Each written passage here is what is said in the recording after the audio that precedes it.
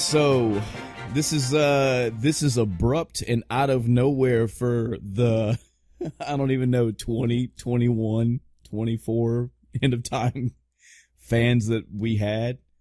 Definitely out of the blue. End of time cast has been on sort of a hiatus for a while, probably a good 2.5 to 3 months, if not more by now. I apologize on my end. I didn't really go through the rigmarole of getting like a video or even that's how lazy and shitty of a producer I am.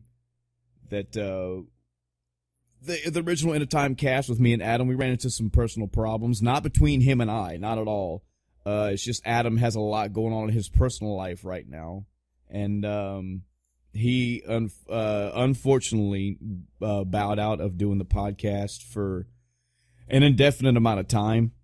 For anybody curious, I mean, he's okay. He's in good health. He's managing. He's making. He's just his personal life has just got a lot of blockades right now, and he unfortunately just wanted to back out. Not forever. He had talked to me a couple months ago about, look, man, I know you still want to keep recording. I want the podcast to keep going. So if you decide to replace me, that's totally fine. Just don't replace me forever. I'd love to come back, of whoever you pick. And then, it could be them and me. So it could be three of us. But for now, for the unforeseen future, he wanted to go ahead and bow out respectfully. And I said, cool. And, I sat on it for a while.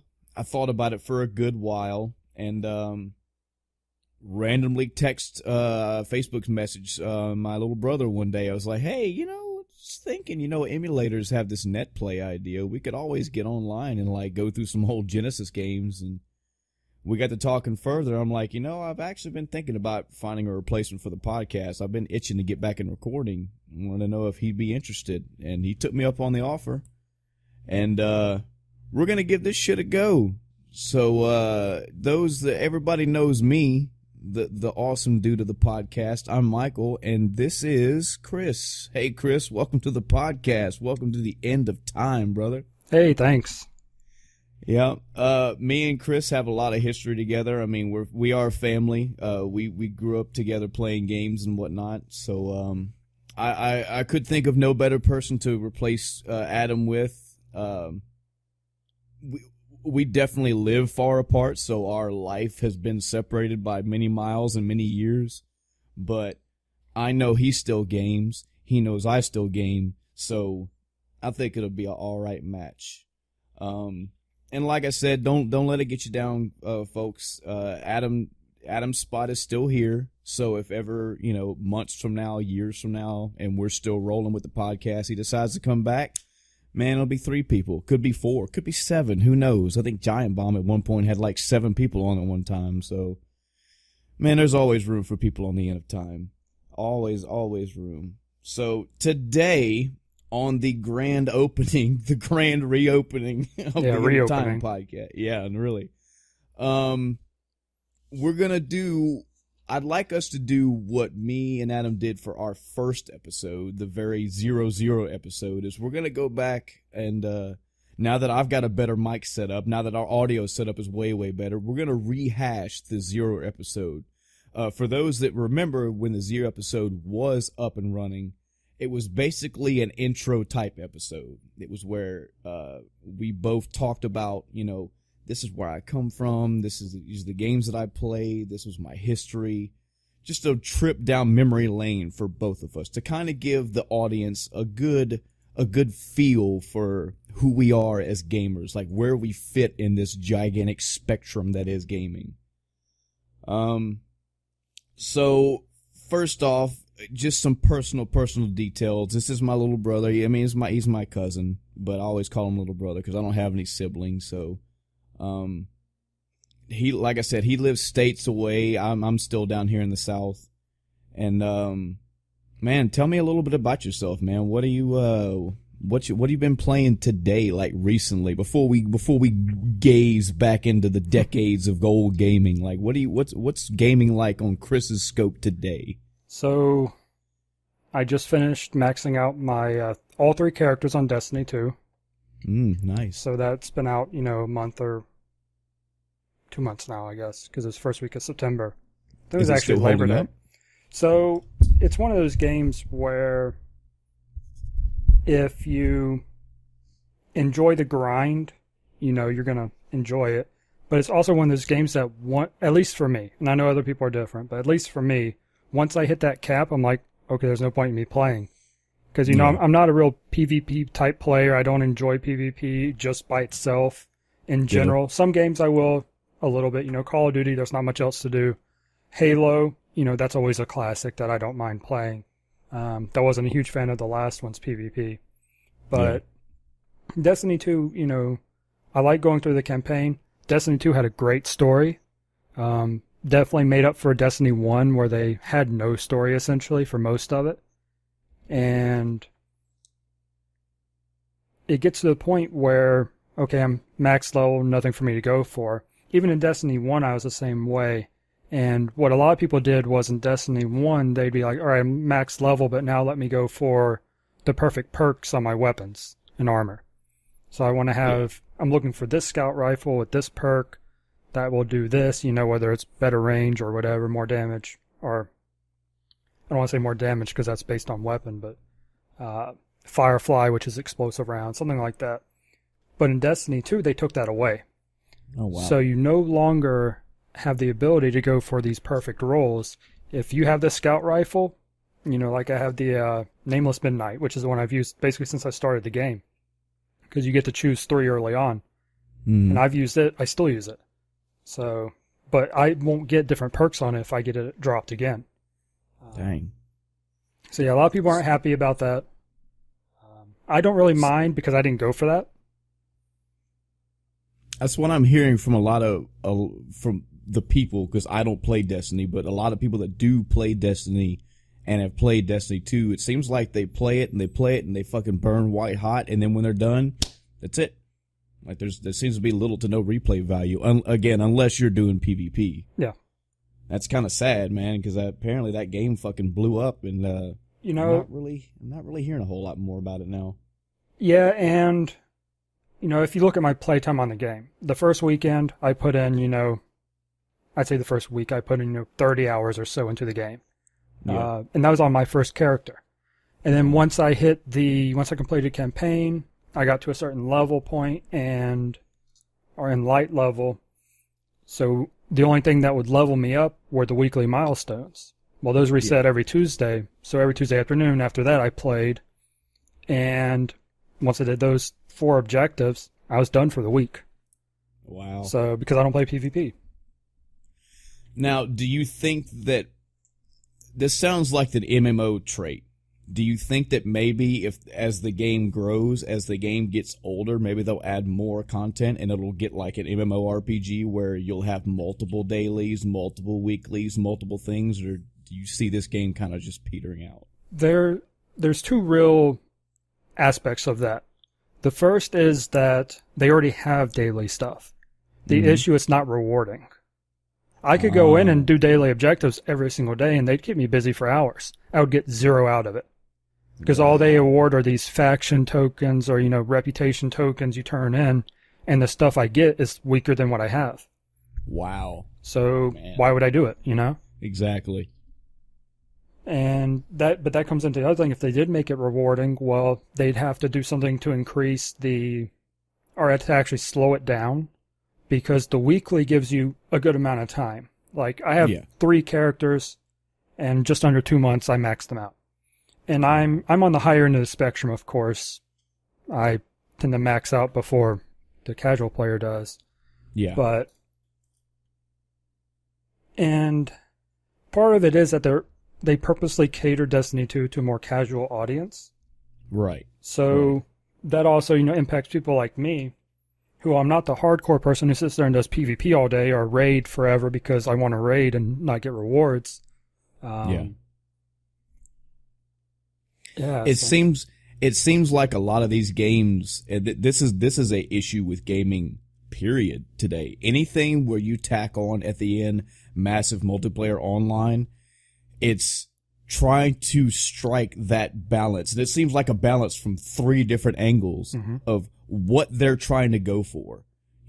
So first off, because they are a company, as all of them are, and even when Nintendo tries to act like they're not, they're still a company. They're trying to make money. So the first problem they run into, we need to appeal to everybody.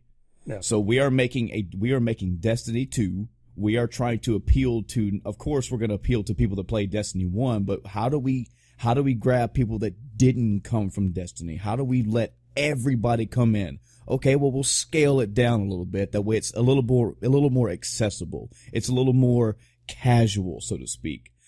But then you run into the problem where how much do we scale it down? Because if we make it casual and accessible for everybody, hardcore people are going to come in here, and that's the hardcore, not the fucking super top tier elites. The hardcore guys are going to come in here, and they're going to get this 10-hour content done in 2, and they're going to be bored.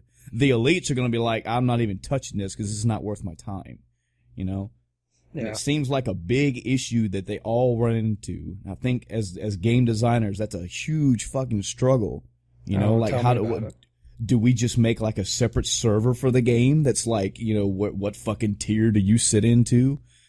It's sad, man. I do not wish ill will on those that have to go through that struggle to try to make that balance. It's hard to find the ones that actually have good balance like that too. I know a lot of MMORPGs try, and the only way that they get around it is adding multiple levels of different raids, different difficulties for raids. I mean, just look at mobile games too.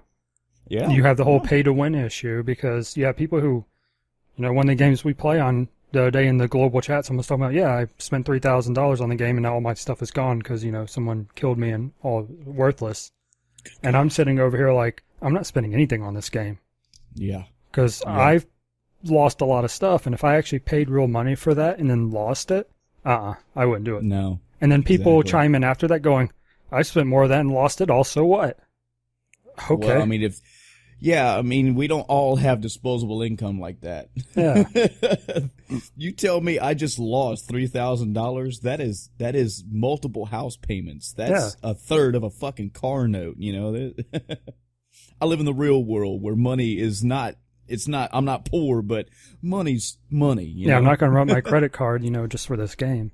Exactly. And it gets into the issue where developers, they're profiting off that so much, why bother changing anything? Exactly. All they have to do is find the way to, when they make it massive appealing, to keep it to where they can tack dollars onto it. That's all they care about. They don't care what happens to you or afterward. They don't care if it's a fucking scarf you spent money on. They're making money. Yep. I heard I haven't looked it up officially, but I heard the Best Friends podcast, Matt was asking Wooly if he knew how much Blizzard reported either last year or recently, some time frame, how much Blizzard has made just for sales of their like DLC stuff, of their like the packs and everything. Mm-hmm. I heard it's reportedly over $1 billion. I've heard reported over $1 billion. That's just for extra shit. Yeah. Okay. That's just for skins and fucking, loot boxes. That's it. That's not sales for the games. That's not like annual revenue that's just people go out and just spend money on extra stuff. And I was about to ask, how much is that cosmetic versus non-cosmetic? Apparently it's all cosmetic. Jesus. Every single bit of it is all cosmetic. So that just blows my mind, Yes. And other companies look at that and go, that's what I need to do. I don't need to do anything else but that. I need to, as cheaply and as backstabbing as I possibly can, to milk every fucking dollar that they're making, Yeah. And I've heard that, and I know a lot of that's coming from Overwatch right now since it's come out. I mean, It's been a while. So I've heard that it's actually declining for actual player base because they've been changing balance and stuff. So the people that actually play the game, not just collect skins or whatever they're doing, they're just not playing anymore because it's so unbalanced or the balance gets screwed up every time they change something. See, now that's counter to what I hear. I keep hearing that the game is like the most balanced shooter type role shooter out there, but I haven't played it, so I don't know. I'm not a fan.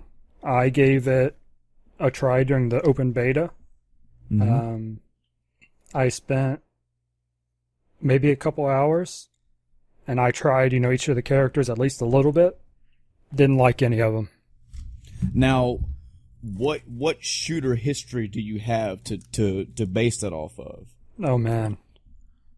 So, it sounded like you just sat down with a fucking cigar and a glass of sit down for a minute. Let me tell you. I mean, do we want to start the history thing at this point? Because that sounds what you're kind of asking me. Just in general for shooters, like when just so the audience knows, when you as Chris say, I didn't care for Overwatch, somebody's going to sit back in the cut, fold their arms and go, okay, well, what shooters did you like to make you say you don't like Overwatch? Yeah, so I will say I'm not a big shooter person. Okay. As despite what, my playtime in Destiny shows, I'm not a big shooter person. Right. Love Destiny, obviously. Rainbow Six Siege I've played some of. I'm not very good at it, so I haven't played a lot, but I did enjoy it. Right. It's just I'm not good at it, so that's. I don't have to be good at the game to enjoy it. Precisely. Let's see, Halo. All of them. Mm-hmm. Not a huge fan of the last one, but all the other ones loved. And that's both PvE and PvP for Halo. Right. And then we can go into the older school stuff, but I think Halo is the biggest thing in recent memory. And then Destiny, of course, 1 and 2. Now, I'll say for myself, I haven't played Overwatch. I've been very, very interested in playing it. It's just another one of those. It's kind of like World of Warcraft, fucking everybody plays this, so it's got to be good. It's got to be decent. I come from, playing GoldenEye back in the day to before that, playing fucking Quake 3 Arena, and then playing GoldenEye, and then with friends playing Halo 1, 2, and 3, and then a few Call of Duties. And then me and my friends split. They stuck with Call of Duty. I went to Battlefield. So I would love to have my perspective on this game. The class-based stuff is going to be sort of new to me because I never played. Apparently, this game is a lot like Team Fortress 2, where it's class-based, and I'm down for that because when I play Battlefield, I usually play a support-style person. I like being like an engineer or somebody that I like to be the guy that takes out tanks and, fucking spots people and takes them out or snipes them or whatever. Yeah. I'm rarely the guy that just get the fucking gun, run across the field, and get 20 kills. Like, I like sitting back in the cut and making the opposition weaker, you know what I mean? Yeah, and I know that Jack from Achievement Hunter, he loves the support role. He plays it pretty much any game. Siege, he's the guy with the shield usually or something similar. Overwatch, he's the healer person. I'm trying to think of what else he played, but he's that type of person, and he enjoys Overwatch, just from what I see. I don't think they as a group enjoy it, but him individually, when he plays, he enjoys it. Yeah. And it's the same sort of mentality you run into with MMORPGs like World of Warcraft or Final Fantasy XIV or etc., where everybody likes a DPS class. And you sort of find some tanks, and you rarely find the healers, so there's always a need for that. And from what I hear, that's the same thing with Overwatch. I mean, there's support class and healing class are in a minority, so they're always hurting for more. So if I can get in that game and be a fucking, at least an average support guy, that's fine by me. I don't have to fucking see my gold and my name in platinum across the board for 8,000 kills. Moreover, I like to be the guy that, hey, we won these matches because he did his shit. He actually did his job. Yeah. And I don't know if I'd have a different opinion of it now. Now that the meta's kind of fleshed out, people know what to expect from certain classes.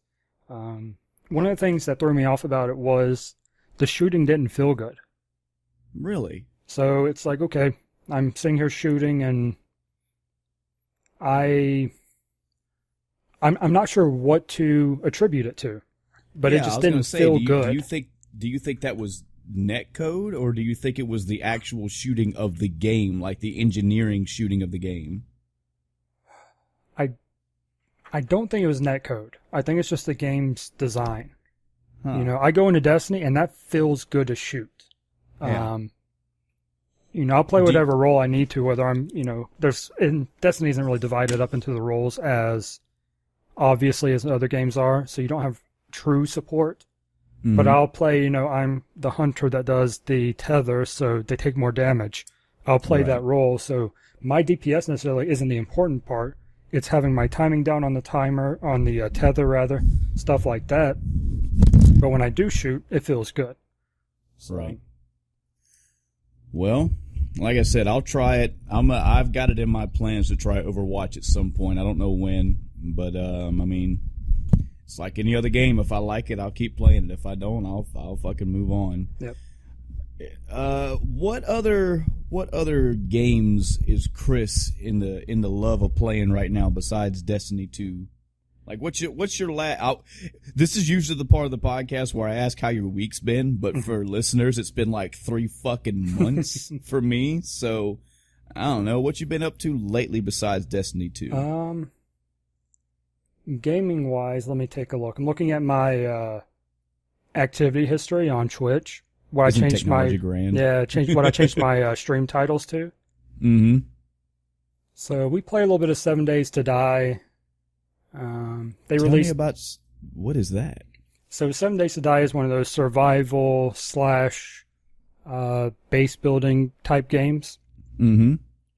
And the main premise of it is of course zombies. Go figure. Yeah. Plenty of games with that right now. Mm-hmm. But its premise is that every 7th night you get attacked by a horde of zombies. Oh snap! So it's important that first off, at night in general, because they get faster, you need to have a base. Right. Or some way to hide. And then on the 7th night, there's no hiding. They know exactly where you are. Ah. The game tells them where you are, so they come straight towards you, running full sprint. And that's where you need to have a base, by day 7. So you basically got 7 days to get your shit together, because on night 7, the shit's coming. Yep. And every 7th night after that. Now, do you play this solo? Do you play it with friends? Me and Heather have been playing it. Nice. They released patch or up version 1.6 not too long ago. I'd say a month and a half, maybe. Yeah. So we started a new world. We'd played it before, but they added so much stuff that I decided we'd start a new world. We were on day 70, so we did our 10th Horde night last time we played. Nice. And they added a lot more to defense. So now there's electricity in the game. So we have some automated defenses in the form of these rotating blades. Nice. And it's one of those games, though, where you have a couple different ways of playing it. The way we play it is, we build our base, put our defenses around it, and we, shoot them from our base walls as they come. There are other styles where they take advantage of the dumb AI. So I haven't done it personally, but I've seen where if you build, and zombies can break environment, so they will eventually break down your wall if you're not killing them. You don't have things to kill them, in front of them, or in front of the walls rather. And the traps will be broken, so they won't damage every single zombie that comes through. After so many, it's going to break automatically, even if they don't hit it. Because them taking damage damages the trap. But there's another strategy where you put pillars far enough away. So, and because there is physics, not great physics, but there are physics in the game. So if you build too far apart, like you can't build this platform 20 long, it falls after about the 6th block. Right. But if you put 2 pillars around 10 blocks apart, fill it in, and then stand in the middle, the zombie will come and run in a circle underneath you.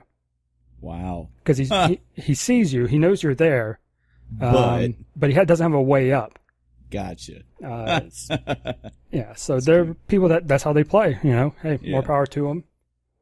But I opt to go for the more traditional, if I don't have a good defense, they're going to kill me because I'm not cheesing it. Right. I guess we can take a really quick second to plug your Twitch channel, since between the two of us, you're the only one who streams and actually has a channel to run through. Why don't you tell them about that? Yeah, so it's tehKrizz, tehKrizz. That's how I'm found anywhere on the internet. You Google my name and you'll find, Final Fantasy 11 stuff, Twitch stuff, Twitter stuff, YouTube stuff, everything. What's your or just a general estimate? What's your general kind of schedule for you streaming on Twitch? It really depends on what games are out. Right. So every single minute I've played of Destiny has been streamed. So gotcha. if I'm not in the mood to stream, I won't play it because I want to have it recorded and live. And that was kind of an experiment. I really started streaming when Destiny 1, not when it first came out, but shortly after when I started playing it. And it's kind of an experiment to see, how I like the streaming stuff, how it worked, how good of a quality could I stream as a test bed. Mm-hmm. And also like having that recording. So I can go back, and even though Twitch doesn't archive that far back, I have all local recordings of it as well. Oh, so I can see all that I've played of Destiny 1 and 2 at this point. Now, if somebody was to go to your channel and watch you play, do they get just the game and there's mute, or do you talk, or how is it? I do have a mic, obviously, now. Right. My older one wasn't as good quality, so I didn't really use it. Right. But I have been since I got this one a couple of months ago. Actually, maybe like 4 months at this point. Gotcha. Well, when this ravenous fan base gets a hold of you, you'll have all kind of followers, all 4 of them. So, I can't wait to go back in history when you do have like 400 people watching your channel, and you're like, remember when we started this shit? 4 people. Ugh. Yeah. So, but go ahead. Yeah. So when something like Destiny comes out, I'm streaming a lot. That first weekend it was out, I streamed, I think, actually more than 15, because I think I played 13 hours one day. Wow. So it was probably 20 hours that weekend worth of streaming. Damn. Nice. And I'll be doing it this weekend when Assassin's Creed comes out. Oh, yeah, cool. Or that comes out tomorrow, actually, yeah. I already have it pre-ordered, preloaded. That's one of my other big streaming games. I'll play that one off stream just for getting collectibles and stuff, because that's a pretty boring game once you get through the story as far as watching it. Yeah, But I'll be grinding through that, and then I kind of play, whatever I feel like in between. Cool. Well, for those that want to check it out, that's tehKrizz, tehKrizz. You can find him on Twitch, and like you said, you can find him anywhere. It's kind of like my old Injikare name. You can find me anywhere if you look at that name. But cool. So, Destiny, you were playing the 7 Days to Die? Yeah, 7 Days to Die. What about and you said Assassin's Creed? Which is the new, for time reference? What's the new one coming out that you're about to start playing? Origins.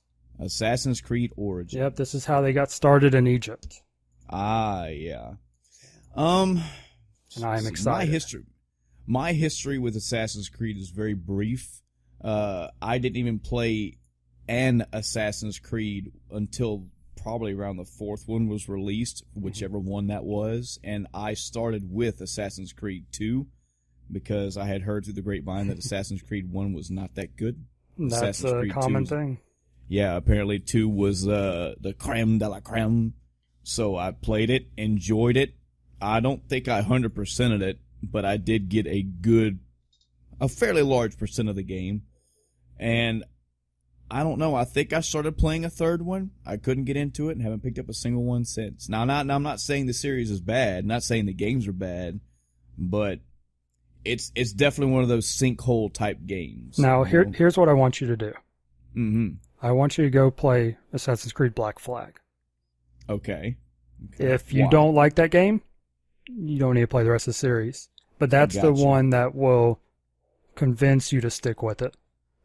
So that's actually my favorite game of the series at this point, is Black Flag. I'm assuming that means you would put Black Flag over Assassin's Creed 2. Yes. Okay. Now, why? What draws? What appeals? Because I can walk around the game and stab people and not be seen, and I've done that enough. I'm bored with that. Yeah, but can you drive a pirate ship? Can I sail a pirate ship? Yeah. Okay. Yeah, I mean So that's the first one where they introduced the sea warfare type stuff. I think actually the one before it had it a little bit, but this one you spend a lot of your time out on the open waters, Mhm. and that just completely changed a lot of the game. Now you still have your stupid stealth missions. You still have the dumb AI in fights, but, you know. I just want to say how odd this is that when you're trying to appeal to people to play an Assassin's Creed game, go play this game. Why? Well, the fucking naval warfare is awesome. Yeah, the fucking stealth and stabby shit, that bullshit's still in there. Oh, you mean the core aspect of Assassin's Creed is still in there? Yeah, but who the fuck cares? There's naval battles. Yeah, but I mean, it's one of those things. Assassin's Creed, it has stupid AI for the people that you're fighting. Now, the new one, based on what I've seen on some, what do you call them? Sponsored pre-release things, the AI looks much smarter in Origins. They no longer attack one by one. So even though you're surrounded, in the older games, you're surrounded, but they're going to attack you one at a time. Right. In Origins, they'll actually swipe at you, more than one person at a time. So you can't just stand there, block this guy. You have to actually move out of the way, or the guy behind you is going to hit you while you're blocking the guy in front of you. Gotcha. Requires more input. Requires more tactics. Good. Yeah. Good. You need that. Black Flag added other stuff too. I don't know if it was the first one that got more into crafting materials and being able to make your own ammo and stuff. Yeah. Well, I won't promise when, but I will definitely try Black Flag. Like I said, I'm not trying to blemish the series as a whole. I'm not an Assassin's Creed hater. I'm not like that. But I played through the entirety of Assassin's Creed 2. I got my fill of it. I had fun with it. It was a good little romp for the 30, 40 hours I put into it. And I started to play another one, and I was like, meh. So I moved on with life. If this one can grab me and keep me, who knows? Maybe I'll try some other ones. Maybe you'll want to wait for Origins, Maybe. Maybe wait for it to go on Steam sale or even its post-release sale. Yeah, grab it up. That's usually my life right there is sales. Anything with sale in it. Yeah, I mean, I've played all the Assassin's Creed games, and I've 100% minus multiplayer achievements. I believe all of them.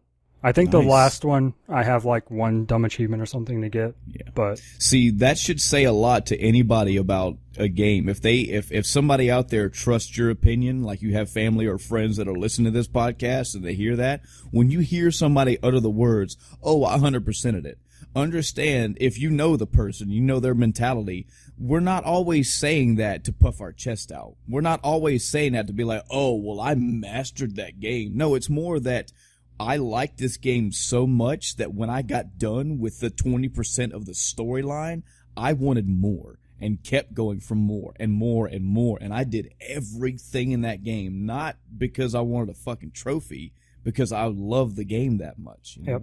I mean, I will say about the last, what that means. About the last 10%, yeah, I just wanted the achievement at that point. But, the other 90%, yeah, it was fun. Well, when you stuck that far, I can understand you won. Okay, I earned this much. I will take this. But you know what I'm getting at. Yeah. I enjoy it. Even though it's repetitive gameplay, I still find it fun. Like I said, Black Flag, you get me on a ship, I'm just going to sail around for a while. There are ships I can destroy. No reason to. No story-related reason. Not even any related reason. I just go out and blow up some ships. That's nice to know. That's a reason why fucking Just Cause 2 is on my wall. Yeah, I played through the story of it. It was whatever. It's a fucking Just Cause story. The other 1,800 hours was just me going around and not doing any. It's like it's same thing with Grand Theft Auto. You don't always have to be going for something. You just want to fuck around in the world. Yep, it's good to know.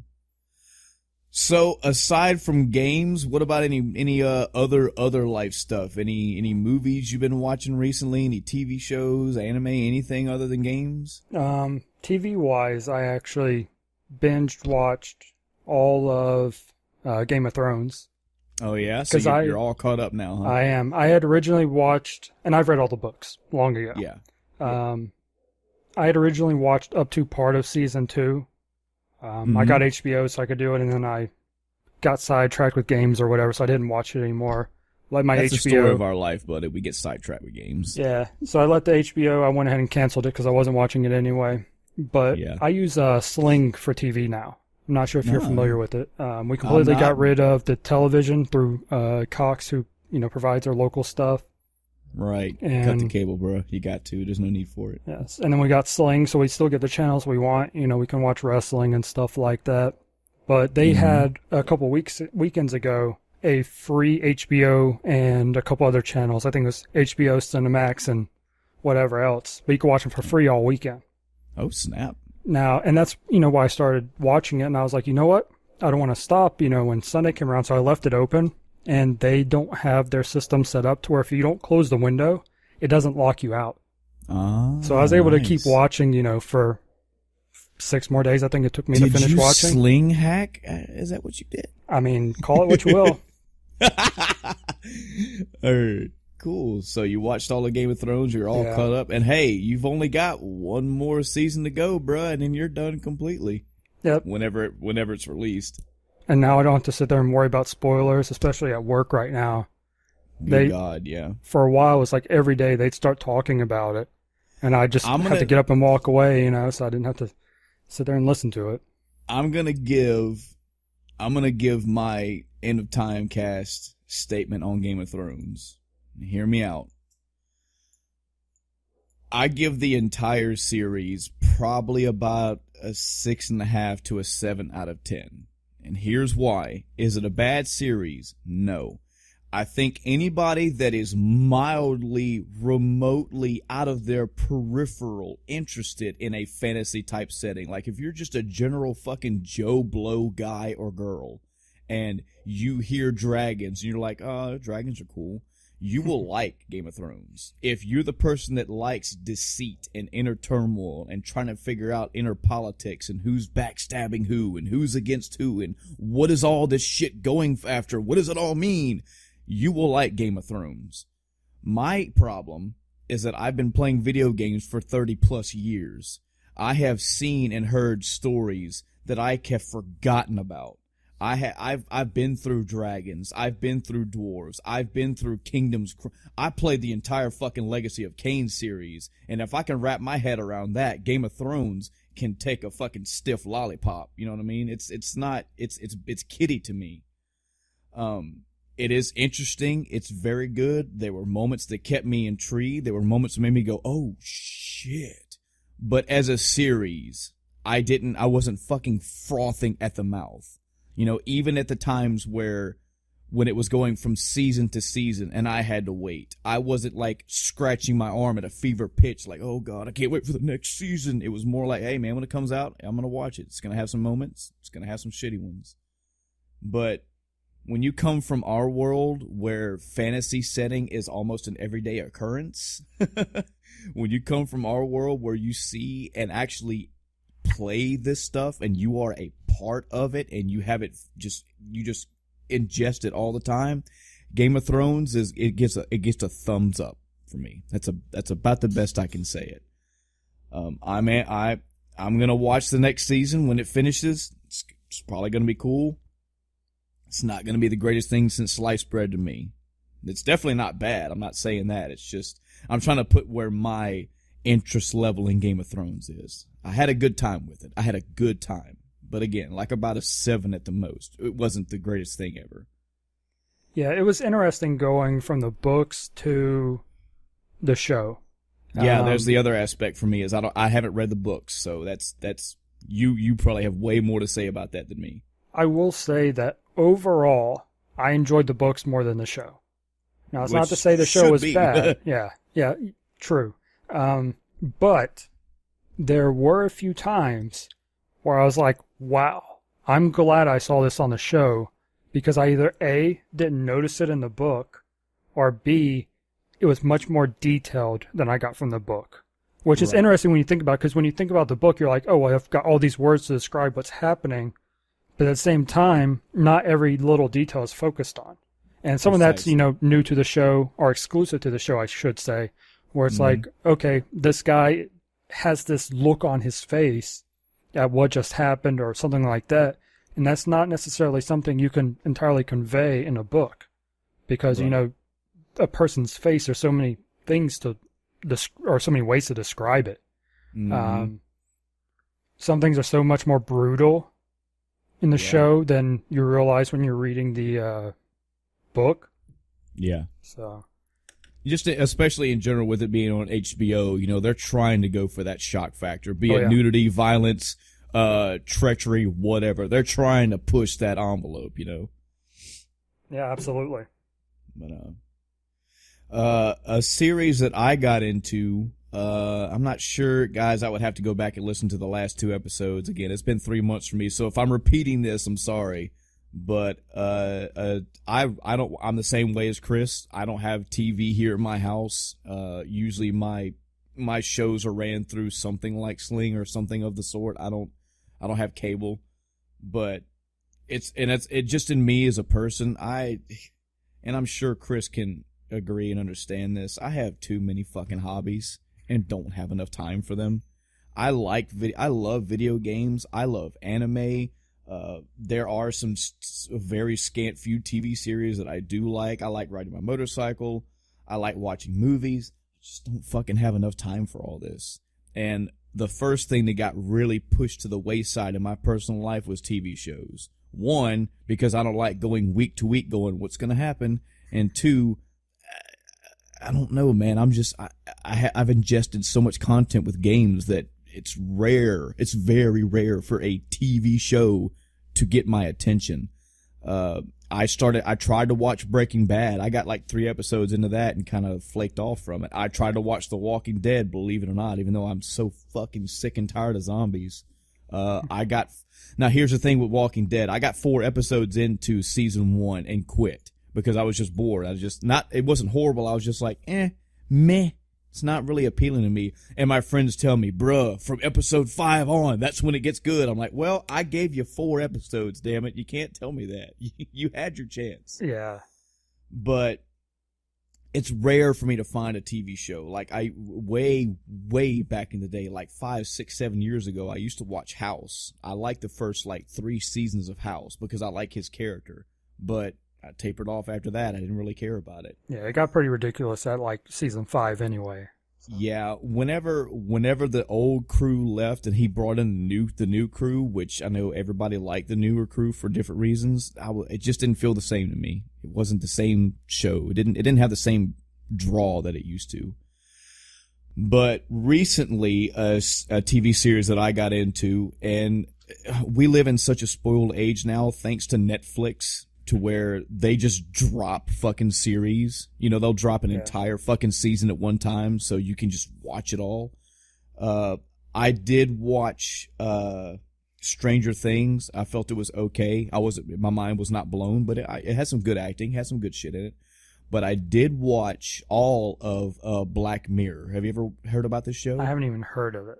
Okay, so you need to add this somewhere in your notes and take a chance at it. I think there's only 7 or 8 episodes right now because it was I believe it's like a British. It's British by production, but it's pretty much English show. You don't have to understand British humor is what I'm getting at. Okay. Really, really good series. Every episode is its own encapsulated episode. And they're all takes on what the world would be like in the future if different parts of technology just took over. Like, what is the world going to be like 20 years from now when, social media is so prominent? Like, it's literally everywhere. It's in your house. It's in your phone. It's in your TV. It's in which it kind of is now. I was going to say, you mean like the present? Like now. Yeah. Let's see, what's another one? They have just to give you a couple snippets of an episode. And this is not spoiler. This is more like getting you an idea of a couple premises. One is they have in the future a technology to where they do a surgery on your eyeball that's kind of like having contacts in, but permanent. And the contact, your eyeball basically can record everything it sees all the time. So when you're just living your life, it's always recording. It's always on. So there are different facets of life that this comes into play. Like, let's say that you and your girl go out and you have somebody babysit your kids. Y'all come back and you're like, okay, now let me pull back the recordings of my child's eyes. I want to see what my child saw for the last 3 hours. So let me fast forward through it and see what she saw. You know, did she see the babysitter at all? Did the babysitter just neglect my child? You know, did she abuse my child? And do I see this person beating my child? You know, if you go through a security at an airport, they go, okay, well, let me just pull your recordings for the past like 2 weeks. Let me see what shit you've been up to make sure that you haven't been talking to terrorists or, you know, building a bomb or whatever. So that's a premise, and the entire episode is just following just a little 1-2 day snippet of this couple's life, like having this facet in their life of they have everything in their life recorded at all times. Very interesting. Yeah. Another one, again, just an example with a social media thing. It's an episode where they use social media as a way to grade themselves in life at all times. So, like, if me and you see each other on the street and we talk to each other for a minute, and when we go to leave, you feel like, you know, I was a decent person, my conversation was cool, and I felt you were a decent person, your conversation, you would literally rate each other right then, like on a scale between 1 and 5. So, like, people.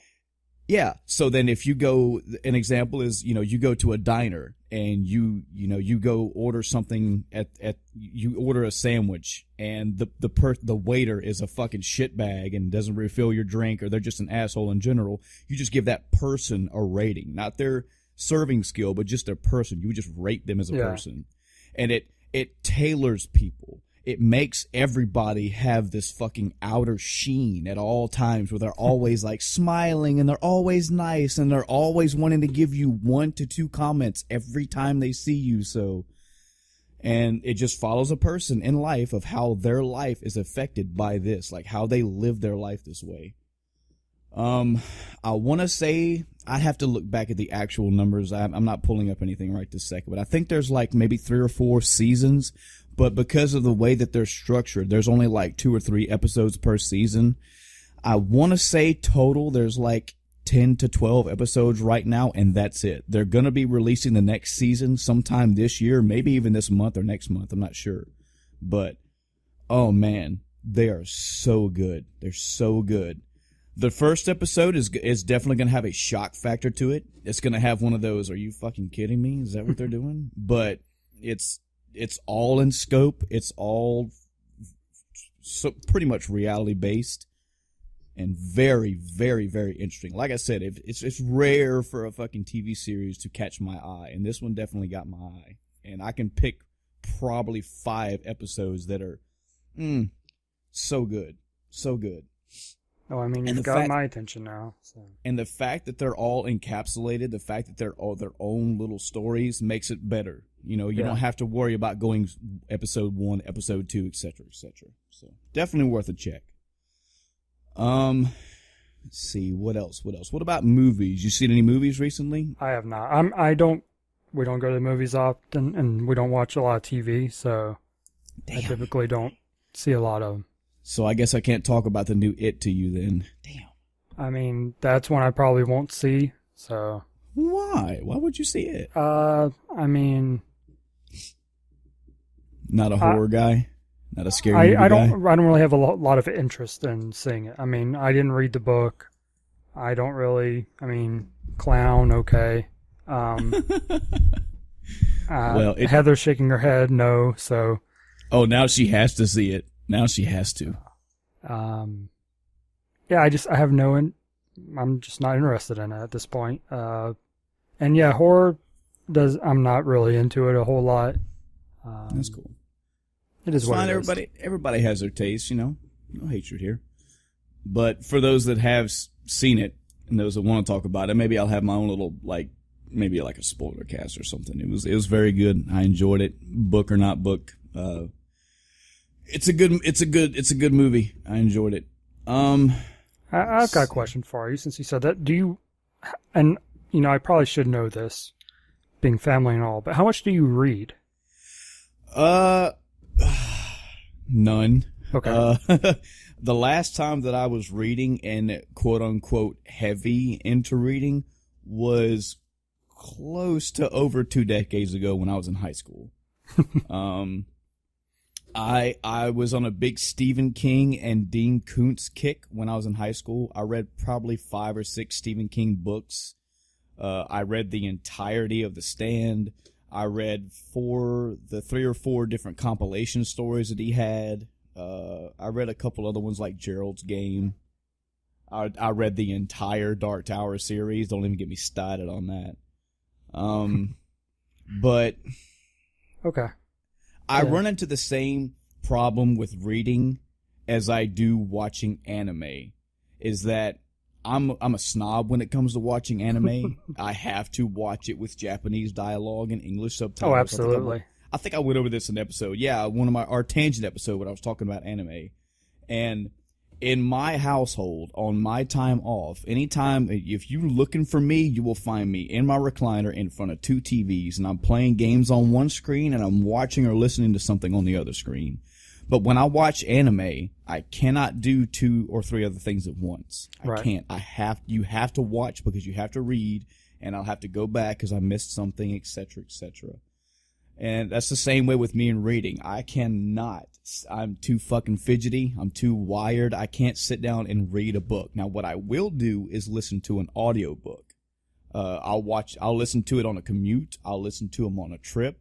But even that being the case, it's been so long since I've ingested a book. Now, my wife, on the other hand, she reads all the time. She's all up into books, mainly reading. She doesn't do audiobooks. She does actual reading. But for me, nah, I don't read a lot. It's just another thing. And again, I like it. It's not I don't do it. I think it's dumb. It's just I don't have time, and I'm too wired. Yeah, I can't do the whole audiobook thing. And I think it's kind of the opposite of you, where you can't sit there and read. Well, I can't sit there and listen because my hands are free, and I read ebooks now anyway, so my hands are usually free, but I'm actually looking at a screen or looking at a page, reading, and that's getting my attention. But when it's just playing in my ear, I'm like, oh, look, that's a nice cloud. I can't just sit there and focus on it because it's nothing but audio. I need to have a visual thing to associate with it. Yeah. Usually, if I'm playing a game on one screen, on the other screen, I'll have like maybe a Let's Play, or there's several fucking YouTube channels that I have subscribed to, and I'll watch whatever the content they are. Mm-hmm. Sometimes I'll have other podcasts playing. So I'm really good at having 2 inputs coming to me at one time. So I can be playing a game. I could be playing Super Metroid, but I could be listening to like the Two Best Friends podcast or the Giant Bombcast or something. So audiobooks are right up my alley. Yeah, I mean, I do the same thing. I have 5 screens sitting in front of me, so I have plenty of visual space. And, as long as I'm not streaming, I'll be, whatever I'm playing, I probably, like right now, I have an emulator open for phone games, so I don't have to sit there and do it on my phone. I have other games open. I have my streaming screen with my streaming software open. I have Audacity open on another screen for this with IRC chat related to my stream and all this stuff open. And I normally have something to watch, whether it's Achievement Hunter or, some Twitch stream open. Yeah. We are definitely multitaskers at heart. Yeah. So I can't just sit there. And it's one of those things where if I'm listening to a book, I want to listen to it. I want to be able to focus on it because books have details that you don't want to miss. In a podcast, you may tune out a couple words, but when they get loud or something, okay, it's time to pay attention, or you hear buzzwords to get your attention. And with a book, I don't like that. I want to be able to listen and devote attention to it, and I can't do that if I don't have anything visual to go with it. Yeah. I'm a very volatile person by nature. I'm a very energetic, like I have to have things going on. And when I watch anime or I read a book, everything gets turned down. Like my whole entire being gets just whittled down to this one thing. And I can work with it, but I guess for lack of a better word, I get bored. Even though the fucking book could be great, the anime could be great, I get fidgety. You know what I mean? So it's just a personal thing. So speaking of where you came from, well, the fact that you said you have like 5 screens right now, this is something I thought about in the past few months of how fucking far we as gamers in general, not just me and you, but period, have come. Yeah. Like, to think, if I was to go back in high school and say, dude, in your adult years, you're going to be in a position to where not only you're going to have 2 fucking screens for one, you're going to have 2 TVs, if you will, and on one TV, you're going to be playing a video game, and on another TV, you're going to be watching other people play or review or talk about another video game. That would blow my fucking 15, 16-year-old mind. What do you mean I have 2 TVs for one? And 2, who the fuck would watch somebody play games? You know, Yep. who would just listen to other people talk about games? And yet here we are in 2017, and that's like the norm. You know what I mean? That's the everyday occurrence. That's how people make their living, is just by making YouTube videos or podcasts or whatever, you know? Absolutely. It's kind of a decent little segue for both of us to reach back into our history and talk about our roots of where we came from as gamers, where we started at. Now, I've talked for a lot on these episodes, and I think people can piece together, but you're brand spanking new. These people don't know you from high heaven, so why don't you start us off, Chris, as far back as you want to go and as much detail as you want to give us. Tell us where you came from in the gaming world to lead you to where you are today. So, I think first off, I had a question for you. How close are you and Adam in age? I think I'm his senior by like maybe 4 or 5 years. Okay, so he's actually closer to me than you. Oh yeah, we're fairly close. Okay, yeah, because I thought it, good idea to establish that I am younger than you, as you alluded to earlier, but it's by like I think 7 years or something like that. Right. As of this recording, I am 35, and you are. Oh wow, I'm 30. Oh well, there. So you're not as old as I thought you were. No. What? That's so fucking look. And people on the outside like, these two are fucking family. They don't even know that they're. I really thought you were like a decade under me, or around about a decade. You know? Because I thought it was 7 years based on stuff I remember from elementary school, and you coming in being older, and you being in the Army while I was still in middle school, kind of, you know. I'm 35. I'll be 36 in January. So, I mean, I'm close enough to 36, I guess. Yeah. Okay. So, not too big of a difference, but enough, I think, in the gaming world, especially. That's a generation. Yeah. That's a generation gap right there, you know? Yeah. So, I know when I was listening to you and Adam talk about the old days and SNES and NES even, and going back to Atari, I didn't have a lot of that. My main starting point was Sega Genesis. Yeah. I had a Nintendo.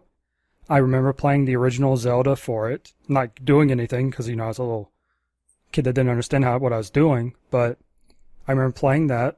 We were able to rent games from the gas station up the road. Mm-hmm. I couldn't tell you a single other game I played other than like Duck Hunt and, the traditional Mario and whatnot. Yeah. But I did not have a Super Nintendo. My heart broke. Yeah. I don't know that I'm trying to think when the first time I played Super Nintendo was, and I really couldn't tell you. Maybe not until I discovered emulators. Yeah. Because then I went back and I played quite a few games, NES and SNES at that point. But yeah, like I was saying, my big starting point was Sega Genesis. Andy had his Sega. I got mine when I was 10. In between those, Altered Beast, Marble Madness or whatever it was called, the Mortal Kombat games, the Sonic games. Sonic was a big one. Yeah, I spent a lot of time on Sega. And when I got my Sega, I actually got the Sega CD with it. And that was one of my favorite things. Oh, wow. Yeah, one of my favorite games to this day. Well, you had your top favorite or top however many games of all time, so and so, and I posted a comment saying Lunar was mine, Silver Star, and that's you and Adam all day right there. Yeah, he loves fucking Lunar. And the sequel is my second favorite game, followed by Final Fantasy VII. But so Sega CD was where I really enjoyed games the most until PlayStation came around. Okay. So, talked about Lunar. There's also a game called Dark Wizard. Dark Wizard is an old school RTS type game where it was turn-based, going back and forth with units. You could fight them against the enemy. They'd level up. They'd actually evolve into something else, whether that was a human as a warrior into a berserker or berserker into warrior, whatever the pattern was. These flaming birds turned into rocks or whatever. There are hydras, stuff like that. And I would spend hours upon hours playing this game, not progressing. I mainly played the first map over and over and over. Again, mainly because I had no idea what I was doing. But also because I just enjoyed grinding them up, seeing how strong can I get without killing the boss. Right. So I'd go over to the boss's castle, because the enemy always has a castle somewhere on the map. And you have your own castle. You lose your castle, you lose. So I'd go over, I'd surround the boss with units and have them attack and earn experience. One gets weak, I back it up because it's permadeath, for your units. They die, they're dead. So I'd go in, get experience, and then back off, fill its spot with another unit I had waiting in reserve, and I would just sit there and do that. So, okay, I want to evolve all my units. Don't need to. They don't necessarily carry over. I think some of them did. But I think, and you had different heroes you could start with and whatnot. But I spent tons of time on that game. I actually own it. I don't know where it is right now. But I actually bought it off eBay, so I'd have a copy of it.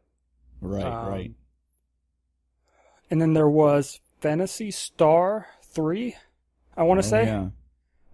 That was one that Andy had. I didn't own that one. And that game was notorious for losing its save. So what? I didn't play a whole lot of it because I kept losing my saves. No. An RPG that notoriously loses saves? Oh, fuck that. Yeah. Oh, God. You have to keep in mind that this was Sega, so you had the actual cartridge, the Sega cartridge, which is your memory card. And they were very unreliable. That's so sad because the fucking Nintendo had cartridges too, and their memory is held up just fine. Yeah, I don't know what it was about it, but I'd play it for a little bit, save, go on to something else, come back, have to start over. So I didn't make it very far in that. That's actually one of the games I want to go back to on a emulator, so I don't have to worry about that problem. But as far as RPGs, did they hold up? Did you enjoy them? Were they good RPGs? Yeah, what little I was able to play. Wow. And it was kind of funny, though, because I was doing the same thing with Lunar, and I didn't have that problem. So part of it was the game, and I don't know, and I was one of those where, I had multiple cartridges, so I'd use one for Lunar, one for Phantasy Star, so it may have just been that cartridge was bad. Yeah. But I don't know. But yeah, Sewer Shark. Oh, wow. That's another game I had no idea what I was doing. Yeah. I can't really say I ever accomplished anything productive in that game. I had Power Rangers on the Sega CD. Okay. Yeah, so Sega, and then Andy had his wall of games. I couldn't even tell you all of them anymore. I don't even remember most of them. You brought up the other day The Haunting on Facebook. Yeah. That I played a ton of that game too. Again, didn't know what I was doing, but I enjoyed it. Fun, yeah. Yeah. Go around and fucking make shit scary in a house. It's all kind of wacky humor, but it's a fucking cool idea. Yeah, I was a little kid, so what did I care? Yes. So where'd you go after the Sega and the Sega CD? You said you had a PlayStation after. What was that life like? So before I get into PlayStation, between that, and even when I got to PlayStation, I never had a Nintendo 64 until I was an adult.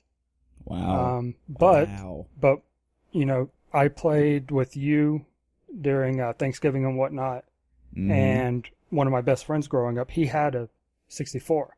I spent a ton of time at his house, so I was able to play Mario 64 Star Fox, all the classic 64 games, Perfect Dark, GoldenEye, yeah. GoldenEye, yep. Yeah, and I was more of a Perfect Dark fan than a GoldenEye fan.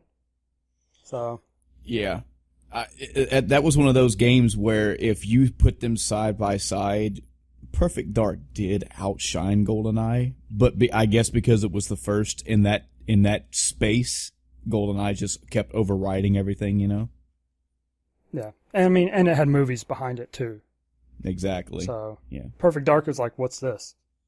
You're in good company when you talk to somebody and you bring up GoldenEye and somebody says, "Yeah, Perfect Dark was good," and you're like, "Yeah, okay, so you understand that there was more than just GoldenEye on that system." Yeah.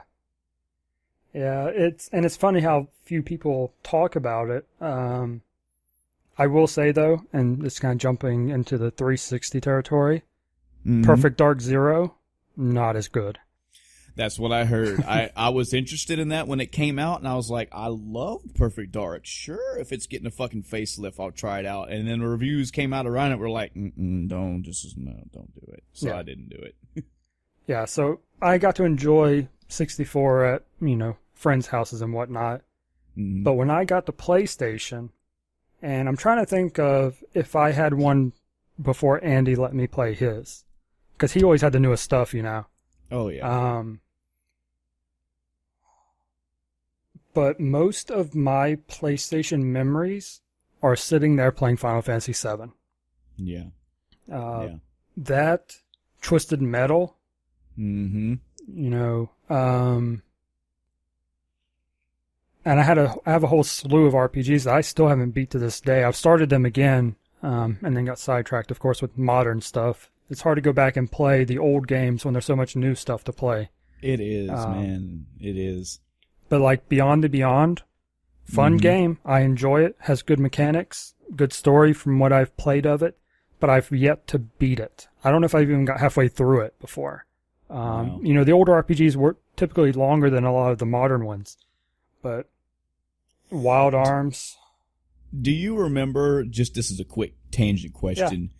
There was a Tales of Destiny for the PlayStation 1 that you had. Do you remember which one it was? Was it the first? It was Tales of Destiny. Okay, because I remember that game. I remember borrowing it from you, and I remember giving it back, but I never got to beat it because I got stuck. I was stuck in a fucking castle. It had to have been 8, 9 castles into that game. So I never beat it, and I went back to it recently. I'm still gonna finish it. It's the Tales of Destiny game was really good. I enjoyed it, but either I've totally blown past that part and don't know why I even got stuck on it, or I haven't gotten to it yet. But I always remember that I was stuck on some weird castle for it was 2 or 3 weeks before I ever gave it back. Yeah, funny enough, I have a very vivid memory of that game because I was sitting there playing it during one of the hurricanes. Oh, wow. I want to say George. Mm-hmm. Yeah, probably Hurricane George or something like that, one of the older ones. Yeah, we had power still. Or I think we might have even been on a generator at that point. Don't remember. Either way, you was still gaming, baby. Yeah. I was able to sit there and play it, and I played it during it. Nice. I did beat it. Couldn't tell you what it was about. I just remember I played it and beat it. Yeah. Yeah, so PlayStation was the core of my gaming history until the modern, Xbox era. Right. PlayStation 2, I didn't play nearly as many games. Mm-hmm. I had quite a few, I think. But then Final Fantasy XI came out. Mm-hmm. So I played that for several years and only that for a while. Yeah. Hey, it's an MMORPG. It's understandable. Yeah. Man. I mean, I still dabble in 11 from time to time. I renewed my accounts a few months ago, played for a bit, and then, again, sidetracked with other games because I didn't want to get into that. Like you've discussed, you play an MMO and then the rest of the gaming world, sits goes there away. Going by. Yep. If I remember right, didn't you jump on 14 for a little bit? I did, and I still have my 14 account. I don't know if it's active right now. I think I actually let it lapse. Yeah. But I did, and one of I don't know what it is about it, but I just could not stay into it, especially after they redid it. I'm one of those few that actually enjoyed it at release. Yeah. That's where my website came from, was people were not able to download patches for the game. So I downloaded them, stopped the installer before it deleted the patch, and then I'd host them online for people to use as an alternate source. Nice. So that was and that started in the beta for it. So I played the beta. Good gaming community service there, buddy. Yeah. I mean, I saw the site. 14 has changed their uploader, so I literally cannot provide the patches anymore. So I'm kind of disappointed in that, but I could do 11, which I do as well, but I've been slacking on that because I don't play it. It's hard to stick with something like that when you don't play the game itself. Right. But yeah, so PS2, mainly played Final Fantasy 11. I know there's some RPGs in there that I played. I have, Final Fantasy 8, 9. I didn't beat 8. I just started a new playthrough on an emulator, or actually no, on Steam last week. So I'll probably do that in some free time. The thing with 8, and this really annoyed me, is I got to a point where I couldn't progress. And it's not, I'm not under-leveled. It's not an issue of being able to beat a boss. It was literally the game glitched, and there was supposed to be something there that wasn't. So I went to this place. The little place moves around, the academy or whatever it's called in the game. The CD Academy? Yeah. So I went to where it was supposed to be, and it wasn't there. Oh, shit. And it was to the point where I looked it up online and looked at a, FAQ, a walkthrough, followed it step by step, making sure I was in the right area, doing the right things, had all the prereqs done, and it wasn't there. So man. I don't know what happened, but then I was like, okay, well, I guess I'll start over. And then my save got corrupted. That's a sign, buddy. So I never I never made it past disc 1. Wow. So I started last week. I'll do that, when I'm bored and need something to do. 9, I played through, nearly beat it. And that was one where I got stuck on the boss, so I needed to go grind some. I had no desire to do it. Yeah. And then I think after that shifted to PS2 with 10, which I played and beat. I've played and beat 10 too. Yeah. What'd you think of 10 and 10-2 respectively? So back then, I didn't mind 10. It was a RPG. It was fun. Had decent mechanics. I didn't have any issues. I didn't really follow the story back then as much as, didn't understand as much. I recently played through it again because I was going to play 10-2. Because I didn't play 10-2 back in the day. Or I saw it played or something like that, and I never actually did it myself. But then they came out with the remaster for PS2.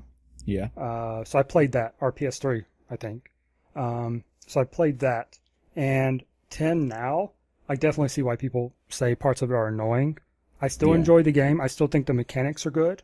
I like the whole grid system. I like the battle mechanics, and yes, I as well like the sphere grid. So I had no issues with it, other than stupid character moments. But that's what it is. I think there were some lulls in the actual story, and I don't think the crescendo was as big as it could have been. I think there are definitely other Final Fantasies that have ended better, but I got what they were going for, and I was entertained enough. It was not a bad Final Fantasy, I will say that. Yeah. And 10-2, I mean, I enjoyed it for what it was. I didn't have any huge issues with it.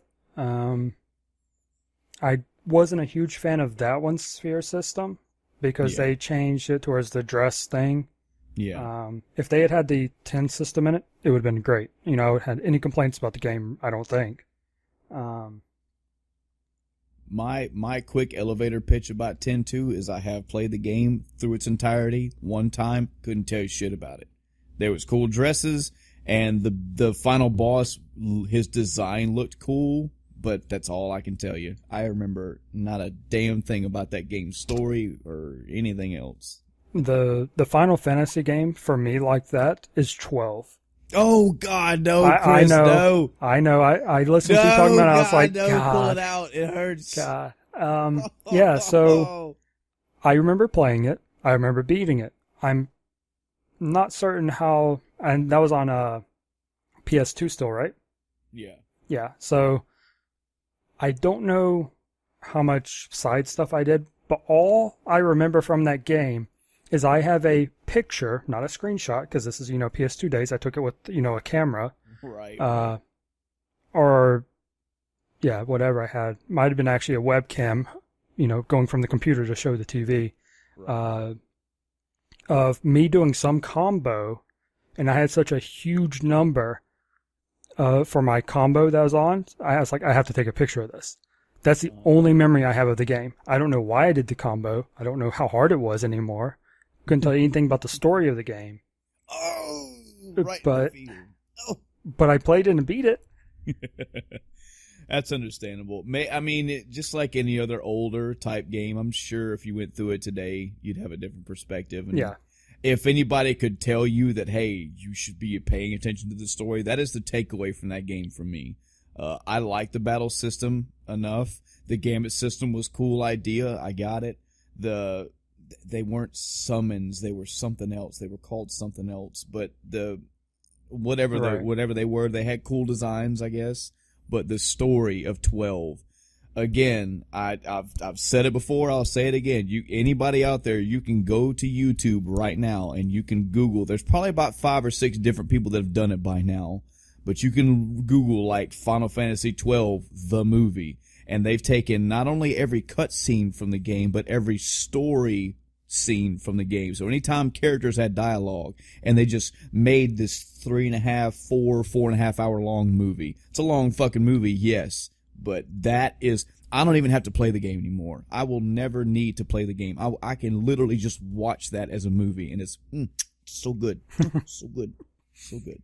Yeah, so I do have that on my list to play because they have the PS4 remaster, re-release, whatever they called it. Yeah, and they added like a fast forward feature to it now, which is fucking crazy. It's like 4 times the speed if you just want to speed emulate the game for whatever reason, Well, I mean, if you think about it, Final Fantasy VII on Steam, or on PC in general, because it was out through Square before it was on Steam, they actually added extra XP, extra money. You could trigger all of these things to make the game easier to play through.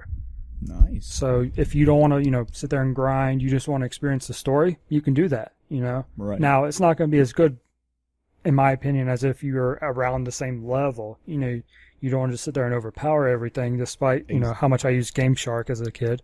Exactly, because then there's no challenge. You're just pressing buttons and, yeah. Yeah. So, I do have that on my list to play once I get a PS4. I have an Amazon list for each console.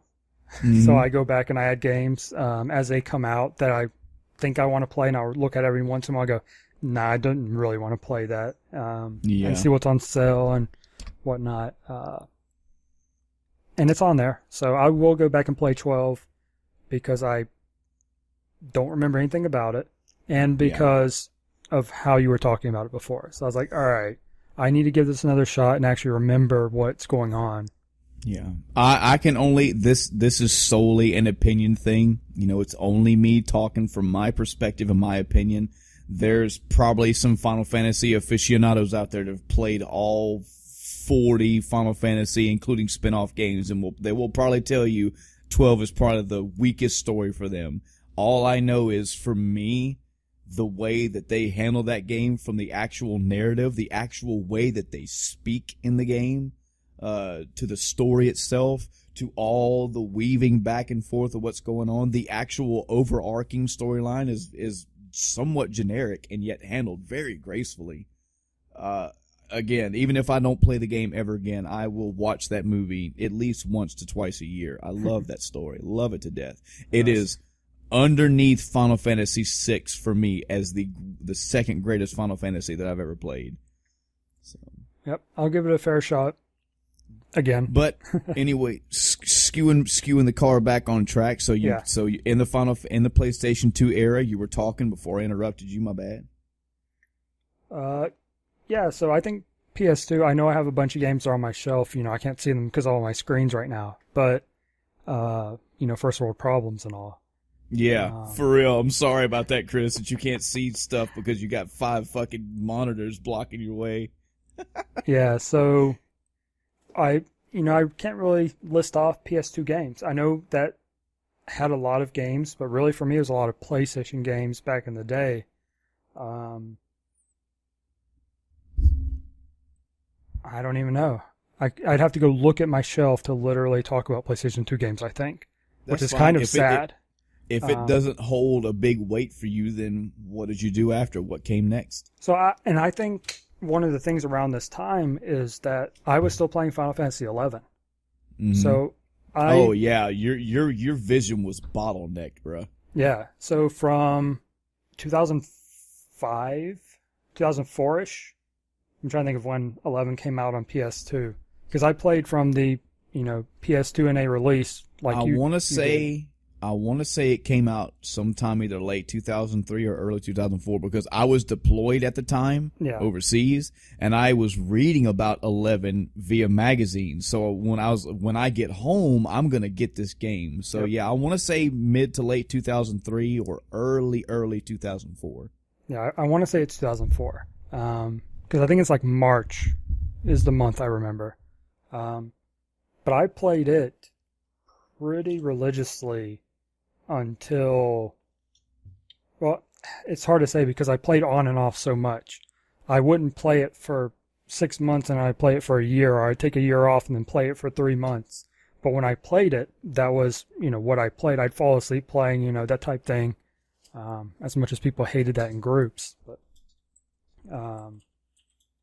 so that really lasted, I would say, up until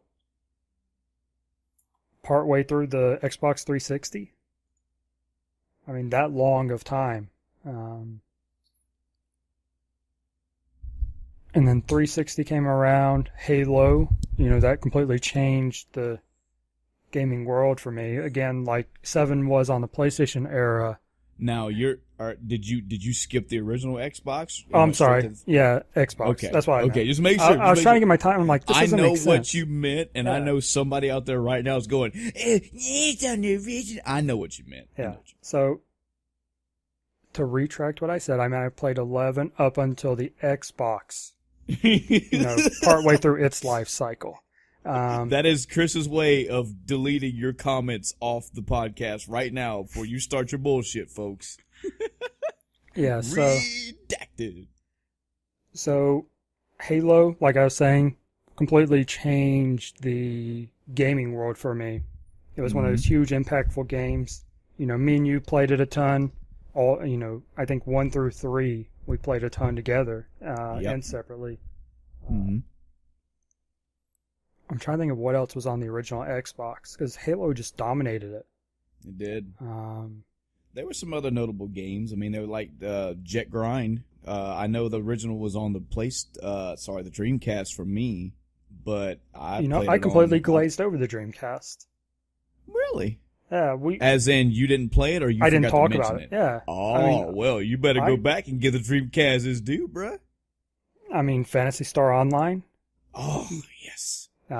We played that. You're like, hey, we can do this, and I do this on my Dreamcast, and I can play with you across the internet. And it wasn't part of the game or something like that. Yeah. I had to have this other CD to install the software to be able to play with you online on the Dreamcast. Yep. But that was, it was fun. Playing the Sonic Adventure games. Mm-hmm.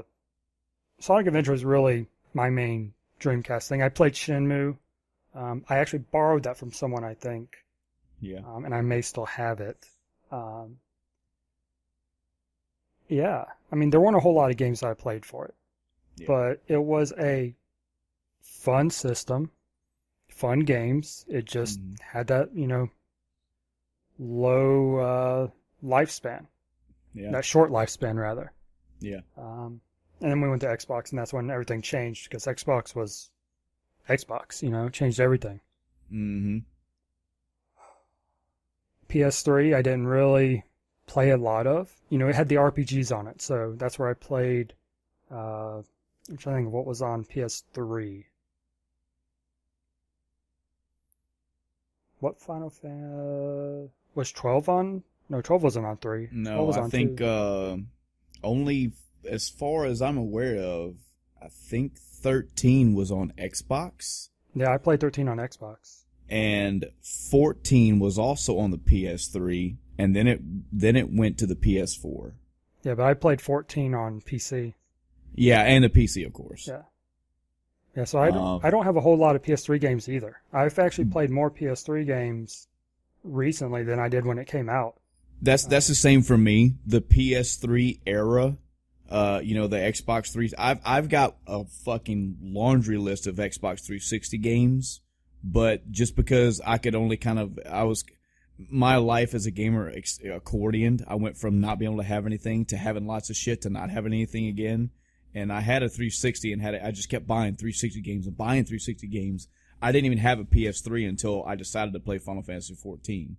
So my library was very small. And it was also, that was the time where my tendrils on the entire gaming landscape started to wane. Because there's just so much fucking shit. There's so much to play and so much to do. I stopped being the one-stop guy for all the information because a fucking dude at a GameStop would know more than me, you know? Yeah. And I'd say that, 360 is around when I got more serious into playing games. I actually cared about beating them. Sure, there were the good games like 7. I beat it I don't know how many times. But like I said, I never finished 8. I didn't finish 9 when I was at the final boss. I didn't really care about beating the games. I think 360 is around when that changed. Right. Yeah, PS3, the games I have for it now, I think are mainly the Demon Souls games. Oh, so good. Which I haven't played half of them still. I was working on a playthrough of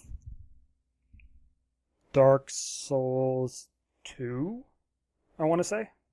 Maybe. I think that would be on that'd be on PS4 or PC and Xbox 360. Oh, that's right, because I am playing it on 360. Yeah. I think Demon's Souls was on PS3. Dark Souls, I don't know if Dark Souls is on PS3 or I'm not. pretty sure I have that on PS3. Okay. I know it was definitely on the 360 and on the PC. It's such a mess because when I actually bought Dark Souls 3 for was that on the one or was that still 360? Dark Souls 3, man, that's so far up. I don't know. I'm pretty sure that's the Xbox One. Yeah, so I bought it on the Xbox One and it actually came with 2, the 360 version that was backwards compatible. Wow. So, and that's the only reason I bought it, because I'm pretty sure I already own one of them. But because I got the other one for free, I went ahead and did it, because also I wasn't going to hook up my PS3. So some bonus combo download thing is why I did it. Anyway, so I have all the games in this series, I think. My Dark Souls 2 is a little bit more embarrassing. I actually pre-ordered Dark Souls 2. I pre-ordered the special edition Dark Souls 2 in the tin. I never even opened it. I actually traded that in with other games and other items when I was trying to get my fucking Wii U so I could play Breath of the Wild. I do have Dark Souls 2. I have played and through and beat Dark Souls 2, but I did it for the PC. Most of my Dark Souls stuff is now on PC. Except for Demon Souls, of course, and except for Bloodborne, because they will never fucking have Bloodborne on the PC in any way, shape, or fashion. Thank you, Sony. You fucking suck. Yeah. I never played Bloodborne. Oh, so good. I heard it was, but, I kind of got burned by Dark Souls / Demon Souls. Now, really? I'm an asshole. I got it. I was just saying, I know you're not going to like my opinion, but it's one of those things where I feel like a majority of the game is the whole artificial difficulty thing. And I don't find that necessarily fun. Now, hear me out. I don't mind boss mechanics. I never went into the boss going, I wish they hadn't done this, you know. Yeah. I don't like the world. Because in particular, there are these stupid platform scaffolding things where you get knocked off 1,000 times in a row, and that's not fun. Yeah. So, and that's where I left off on my playthrough of whichever one I'm playing right now, is I'm at a scaffolding area. I have no clue. I think I might have actually made it through there, but I spent literally days just trying to get through there, not fighting a boss. Are we talking about Dark Souls, the first one? Maybe. Okay, because if you are, it sounds like Blight Town. Was it underneath, really dark, platforms everywhere? Yeah. Yeah, that's Blight Town. You just got to get to the bottom. That's all you're trying to do. Alive, though, that's the thing. Yes. I did make it through there, now I remember. But that one also had where, and you know, I understand it's not a hand-holding game, but I had no idea what I was doing. I was like, all right, I'm going into this area. I know I'm going to fight a boss at some point. But it's like, oh, you know, some indicator, yeah, you're supposed to be fighting this guy. Yeah. Okay, can I at least get a zone name or entry zone or something? Now, Go ahead. The first game, I really liked the hub system to it. Because I went in, I did what I was supposed to, I walked out, and I could do them, I'm pretty sure you could do them in whatever order you wanted to. Right. So I'd go in. everyone for the first, and you could just beat them up as you go, yeah. Yeah. So I'd go in, not like that one. I'd move on to the other one, you know, gain some more experience or whatever, and then go do the others as I, you know, progress. But in, I'm guessing Dark Souls, since it sounds right, you don't have that. It's like, all right, here you are, you're in the world, go to this place, and it's like, okay, you need this key. Okay. So let me go run around looking for this key. And I'm come to find out, you know, I'm in a zone that I'm not supposed to be at for, you know, 15 hours. And I have a key for a door, and the key says the name of a zone or something.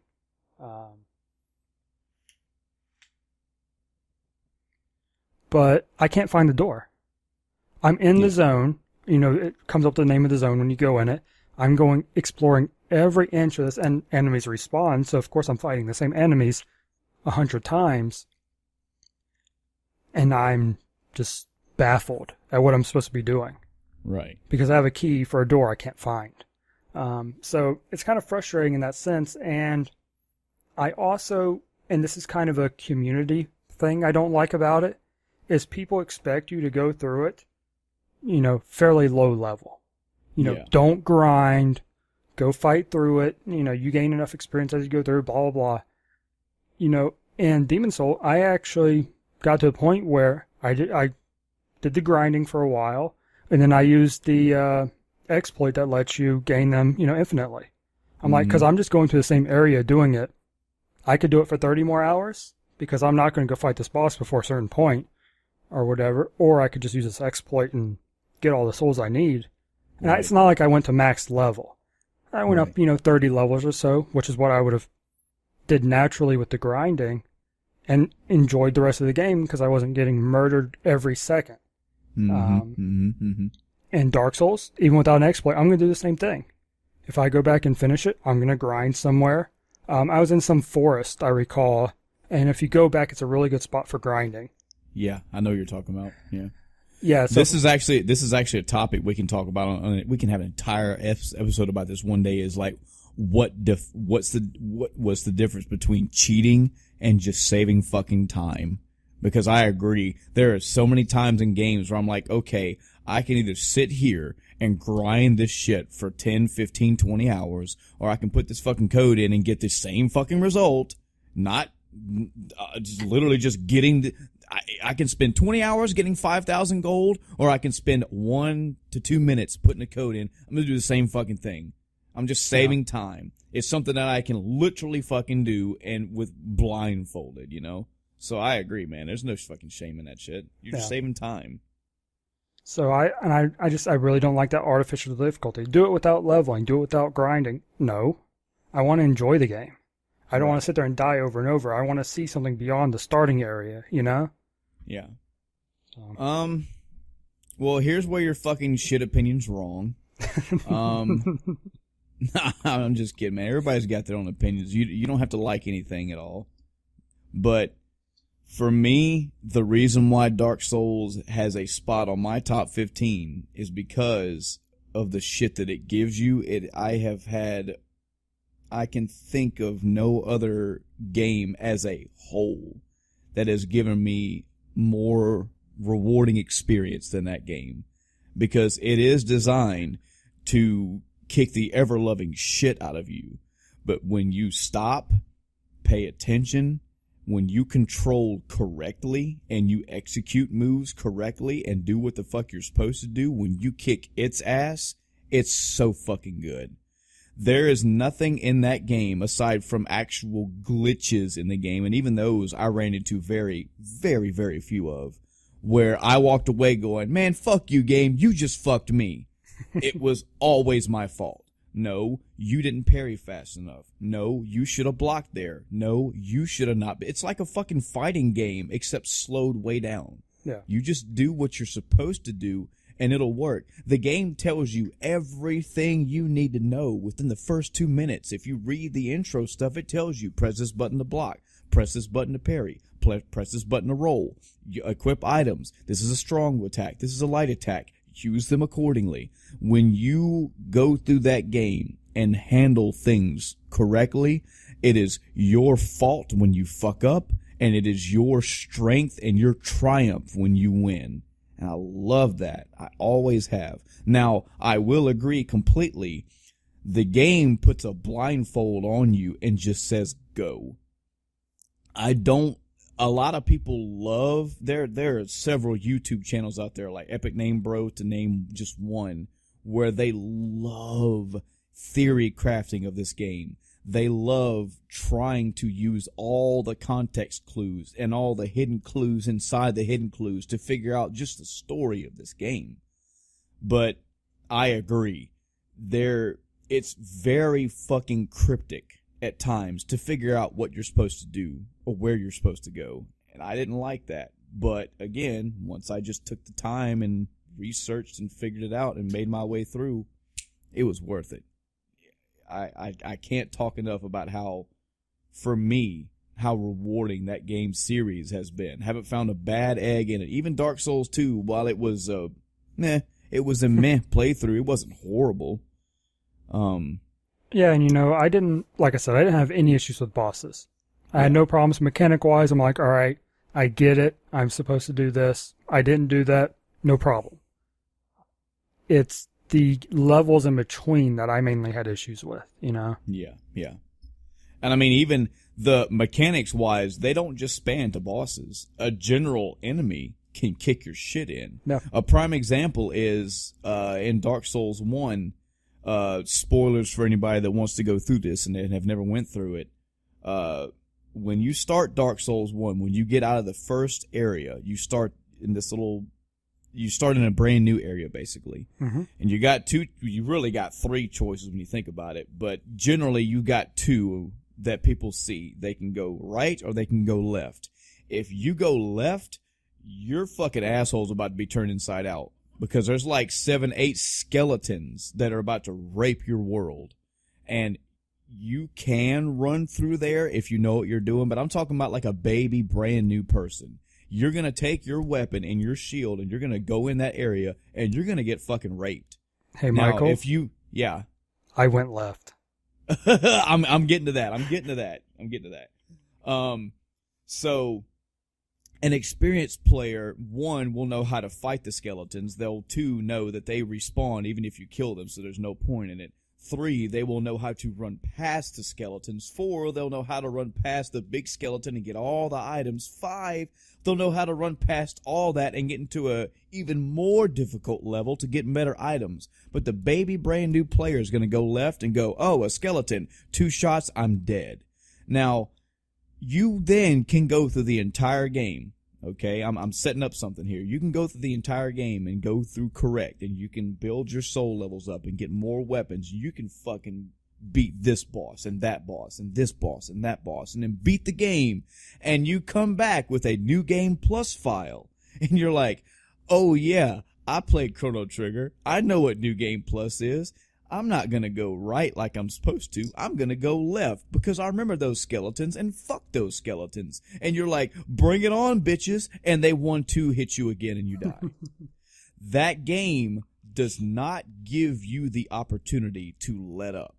Even if you somehow just engorge yourself on souls and max stats out, which again get to a point where there's diminishing returns, you can't just fucking walk up into some area without blocking, without rolling, and just say, hit me. They're going to go, okay, 1, 2, 3, you're dead. You have to take that game seriously at all times. Yep. You have to use tactics. You have to use methods and all that stuff. Do you have a PlayStation 4? I do not. Okay. Well, in the future, because the only fucking way you're ever going to get to play this game is if you have a PS4. But if you ever do get a PS4, I highly recommend you play Bloodborne.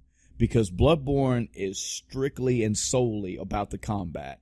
And it is little to no blindfoldness about it. You pretty much figure out where to go. And 3, it is shortcut porn. It's always, I take a left, I take a right. Right is a shortcut back to where I started. If I take a left, I go fight a boss. I'm now faced with a left or right again. If I take left, it takes me back to the boss area, which takes me back to the first area. It's open and linear at the same time. Yeah. And the combat is so good. So fucking good. I believe it is still on my list. Yeah, I'm pretty sure you'd have a different, if not better, experience with Bloodborne. I can understand. I can understand everybody's. Those were my initial misgivings when I was hearing about Dark Souls. I was like, I get what this is. They're trying to fucking make artificial difficulty and they're trying to make it hard and all that. And then I played the game and I promptly shut my mouth and fell in love with it. But everybody's different, everybody's got their own thing. So anyway, back on track. You said you had the PS3 stuff. You got, you were playing Demon Souls, etc. Keep going with the history of Chris. Let's see. So interspersed in there have been a couple other MMOs. And I don't remember exact years that they came out, so I can't say this is the time when I started. But I think the first big one after 11 that I played was actually Lord of the Rings Online. Oh, yeah. That was a really fun game. It was, because I read the Lord of the Rings, or have I read them all? I think I've read all the Lord of the Rings books. There was The Hobbit, the Fellowship of the Ring, the Two Towers, and Return of the King. Yeah, I'm trying to remember. I think I haven't finished them. I do own them all. I have the box set. Mm-hmm. I'm pretty sure I finished The Hobbit. I'd have to go back and actually look and see if I have a bookmark in the books for the other ones. But after seeing the movies, reading what I did of it, it was pretty cool to just run around that world. Because that is one of those really awesome worlds. There's so much to it. There's so much lore. You can go over, there's the part with the trolls. You actually see them in the game, turn to stone and stuff. Nice. So it was a real, I wouldn't say even beat. I didn't get the end game in it, but I just spent time running around, crafting, killing stuff for crafting. I played a hunter, so I was an elven archer running around, just shooting things, binding them, and just exploring kind of. I didn't really play it like an MMO. I played it like a open world RPG. Like I would a Fallout or any other modern, open world game, a Skyrim. I just run around exploring, doing stuff. Mm-hmm. I didn't play with other people. Not often, I had a couple of friends I played with from time to time. But other than them, I just soloed everything that I did. So I'd skip, certain bosses and whatnot. And it had a really good team up system where it was really easy when someone was in range. You could join up with them. Had voice chat built in to the game, so you didn't have to worry about some other program. You could opt in and out of voice chat, so you have to sit there listening to a 12-year-old. Which is a plus, big plus. So I really enjoyed it. That kind of died out though. I got back into,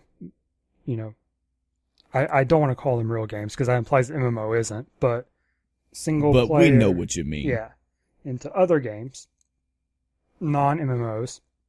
And then later on, I played Rift. Tell me about Rift. So, here's the thing about Rift.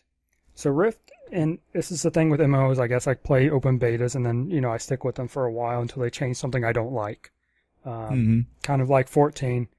I enjoyed it. They did the 2.0 thing, didn't like it anymore.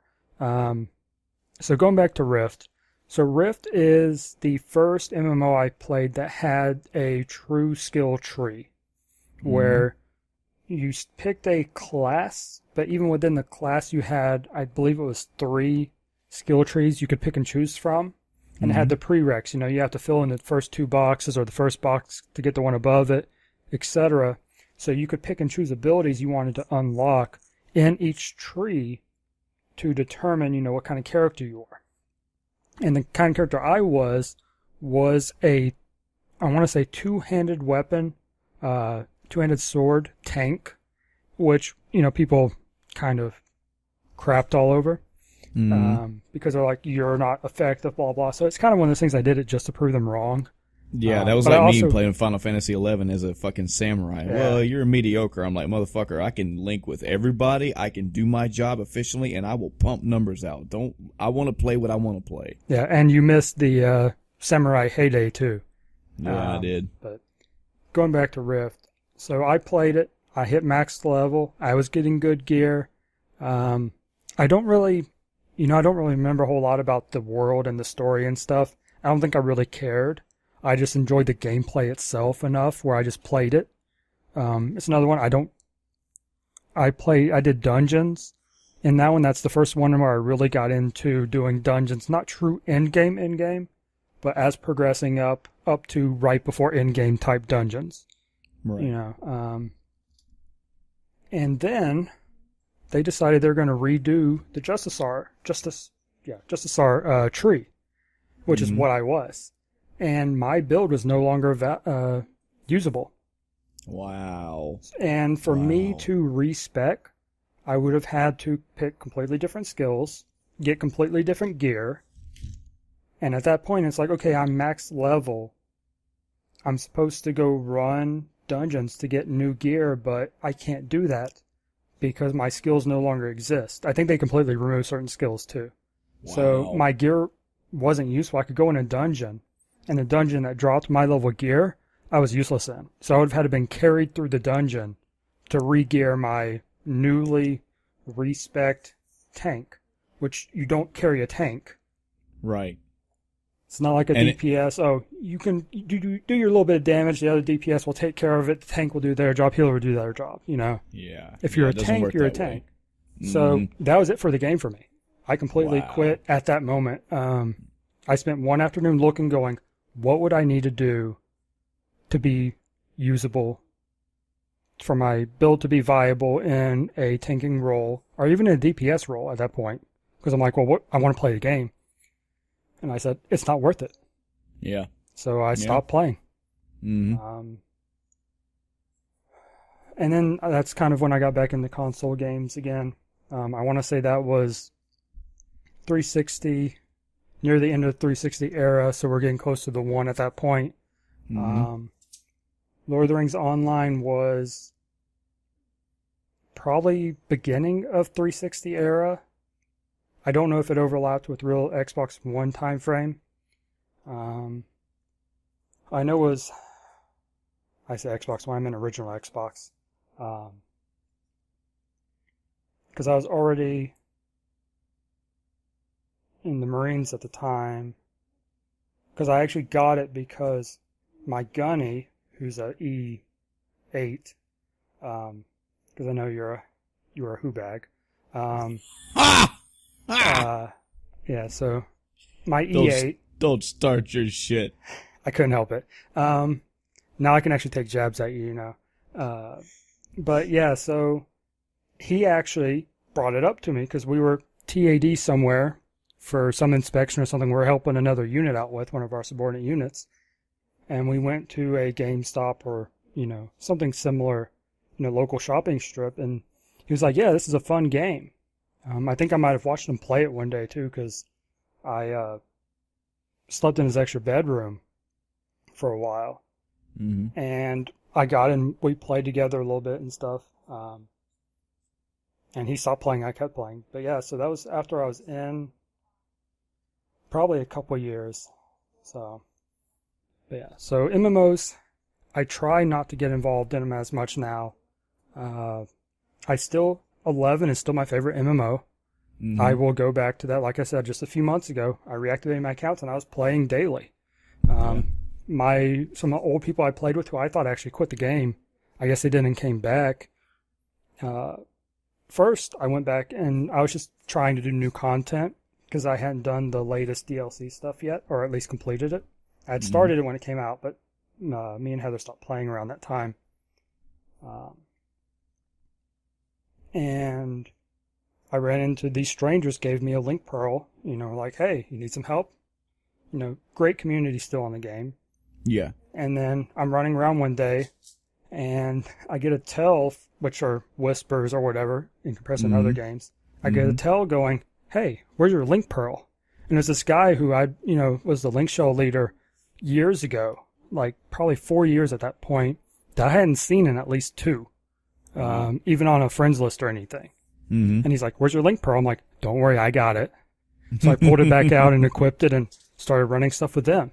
Wow. So there are old players, that are still going strong. Community still going strong. Surprisingly, it is one of my most viewed games on Twitch. I think it's a testament to games like that. It's a positive thing about a game being that old is that it's gonna take and I don't mean hardcore as in the most elite of the group, but it's gonna take the hardcore of the hardcore to still be playing a game like close to a decade after the time. Yeah. So if you come back and play a game that is that old, you're pretty much going to run into some cool ass people. The people that genuinely are there because they genuinely love the game and have a passion to play the game, not to fucking troll or be a fucking dumbass, Yeah. Like I said, I enjoy the game, still like the mechanics. I've actually been thinking about going back and playing it some more, because I get into this lull between games where there are games I could buy, but I own so many games that I don't want to buy more until I play the ones I have. Yeah. But I'm not in the mood to play any of the ones I have. I feel like if I ever go to like the backlog website and start trying to do that shit, it'd take me the fucking 6 months to get that shit even made because I have so much in my backlog. So much. Not only games that I own, but games that I want to play. We're in that age. Like you said, it's 2017. There are not thousands, but hundreds of thousands of video games in existence. And I've played a percentage of them, Yep. Well, so do you think that leads you about to where you are today? Yeah, I mean, the only other thing I'd say probably about 360 days, that's really when I got into achievements, too. Yeah. So that got me playing games a lot more, wanting to 100% them a lot more, like Assassin's Creed, If there weren't achievements, I may not have played as much as I did. Because even once you get 100% in-game, that doesn't necessarily mean you have all the achievements. Right. So. Well, I guess if that's the case, I guess I should stroll on into my history lane. Now, again, I think I've dabbled here and there throughout the episodes, and I think people have a general idea, but I've always got this like mental journal. I think I made a Facebook post a long time ago. It was like a long, like kind of diary of like where I came from, because I've been doing this. It's got to be approaching, if not more than 30 years now. And to me, that's a long fucking time. Yes, I know there's probably people out there who are, 70 years old and they've been playing it forever, but 3 decades is a long fucking time in the gaming spectrum, I don't even consider myself solidified in the gaming sphere until the 3rd generation, and specifically with the Nintendo. But, man, I've been doing it for a long time, and I love it. I love it to this day. It's the one hobby of every other hobby that I've ever gotten into and still say that I enjoy or still dabble in, to where I will always go back to it, no questions asked. Like anime. I love anime. I'm sure if there's anime series that I'm interested in, I can watch it today.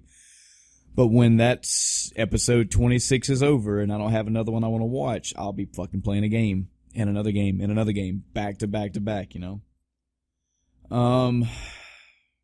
My roots are fairly, they started out as not really roots at all.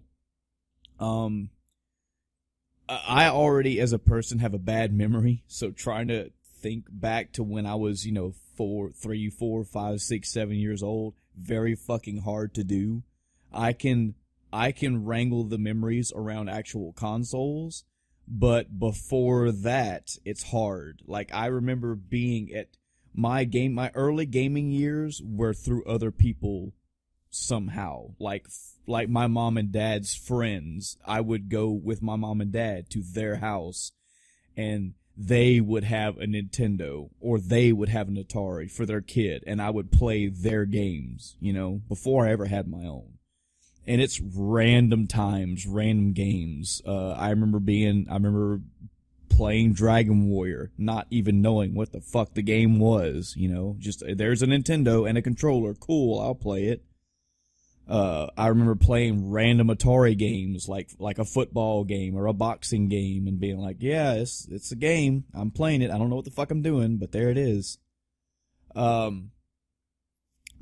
first console ever, now this is before I really got hardcore into the gaming, was an Atari 2600. My grandmother, me and Chris's grandmother, or we called her Mimi, she came down one time to my mom and dad's house, and she went to a local pawn shop, and they had a box with an Atari 2600, 3 joysticks, 2 little tennis paddles, the hookups, and 20 games for $20. And she dropped down to 20 and she got it for me. And I had it. I mean, of course, this is old school. This has got to be back when I was 3, 4, 5 years old. Before I existed. Yeah. I had a little fucking 9-inch black and white TV, with the fucking little prong screwdriver type hookup for the video in the back.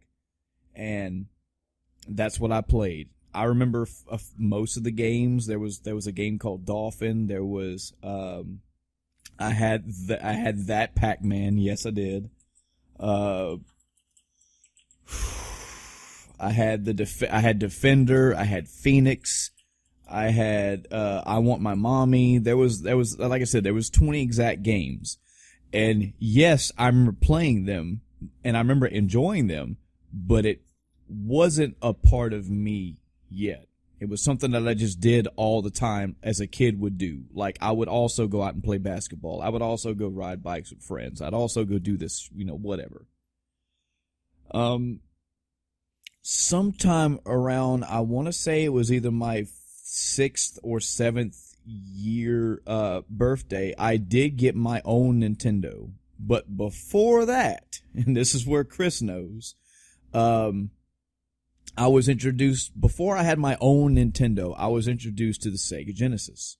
And the way that I got introduced to this was, there was a great aunt and uncle of ours, and in their house, they had like, it was like a 3-bedroom house, 3 or 4 bedroom actually. And one of the bedrooms they rented out to somebody. Now, I'm not sure if this guy was a friend of a family, if they had just put an ad out and he took the offer or what, but he basically rented this room out. I can't remember if he actually was Navy or he had a Navy federal job, but he worked offshore. I knew that much. And he made money. He had a lot of fucking money. But he would come home, he'd be gone for like a month or whatever, and be home for a couple weeks, and then be gone for another month or 2, and then come home. Yeah, so he worked offshore, and his schedule was 2 weeks gone, 1 week back. That was his normal schedule. Right. So sometimes he'd be gone longer, but... Yeah, in my kid's mind, that's a long time, Oh yeah, I spent many I don't want to say how long. I spent a lot of time just walking back to the door to his room going, there's so much stuff on the other side of that door. So much. There's so much in that room. I'd look up because the den had the window looking into the room because that used to be the window outside before they added the den. Yeah. But I would actually look in the window and be like, I can see things, but I can't get in there. You have to think like Chris and I. So if I'm like 6, 7, and 8, I mean he's even younger. And of course this was over years. I think we dealt with Andy for a good 3, 4, 5, 6 years. Yeah. But we're talking like a young adult to adult male, like 18 to 25, something in that range. And he has a room that he lives in, and you could just look in this room, and we're talking big fucking 32-inch color TV, Sega Genesis, PlayStation, gaming racks of games, gaming magazines out the yin-yang, gaming posters, gaming controllers and peripherals, a stereo. This dude was like the epitome of cool dude for us. But, so every great now and again, if my mom and dad couldn't find a babysitter, they would ask our great aunt and uncle if they would babysit me. And they had no kids, so of course they would babysit us. They babysitted me and they babysit Chris all the time, some separate or together.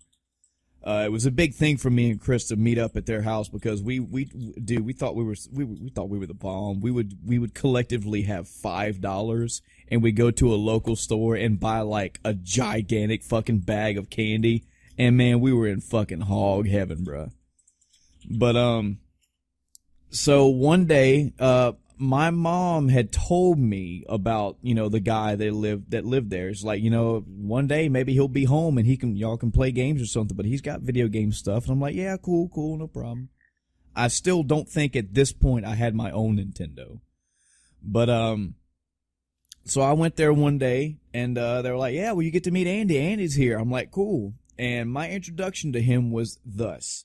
I got to my aunt and uncle's dog early, like 6 in the morning, and they dropped me off. My mom dropped me off, and I was watching TV out in the living room, and this guy comes out, and he's like, hey, what are you doing? I was like, I'm just watching cartoons. He's like, you like video games? I was like, yeah, really. He goes, hold on, you just sit right there, I got you. He goes back in his room, he comes out and brings this fucking milk crate. And in this milk crate is a Sega Genesis. Mind you, I don't even think I've even seen a Sega Genesis at this point. It's got a Sega Genesis, 2 controllers, the hookups, and I don't like 40 fucking games. I don't know. And a stack of different magazines. Not like 5 Game Pros, like 2 Nintendo Power, 2 Game Pro, 2 EGM, a fucking PSM, like just gaming shit for me as a kid. Hooks up the Sega Genesis to the TV, puts in, I think it was Sonic 1, and was like, here's how you play, here's what you do, have fun. And he left, because he had to go, of course, with him being home, he had shit he had to go do. Mm-hmm. So, there's me, this fucking young, fucking impressionable kid with all these Sega games. Never fucking played a Genesis before. I'm having a fucking blast. That's with him leaving me alone with the games. When he came back and it was like me and him or me, him and Chris, it's like, hey, come back to my room. Come back to my fucking inner sanctum where I have all this shit. Oh, and a PlayStation 1 with all these PlayStation games, just good fucking time. Awesome fucking times. I also remember before I had my own Nintendo, this is how late in the game it was for me to get my Nintendo. My mom used to, a coworker of hers used to babysit me. I think she was in her early 20s. Her husband was military. They had a lot of money, etc. And he had a Super Nintendo, and he kind of did the same thing. I would go to her place and she would babysit me, and her husband would be there, and he would hook up a Super Nintendo and put in like Street Fighter 2 and go, here you go. And I didn't even know how to fucking reset the Super Nintendo. That's how, like, I didn't know how much I did not know about this gaming world. So somewhere around, again, the details are fuzzy, but somewhere around my 7th or 8th birthday, my mom bought me a Nintendo for my birthday. It came with like 7 games. She got it from a pawn shop, so she got everything on the cheap. I think it was for our neighbor owned a pawn shop or something, so they worked out a deal. I don't know.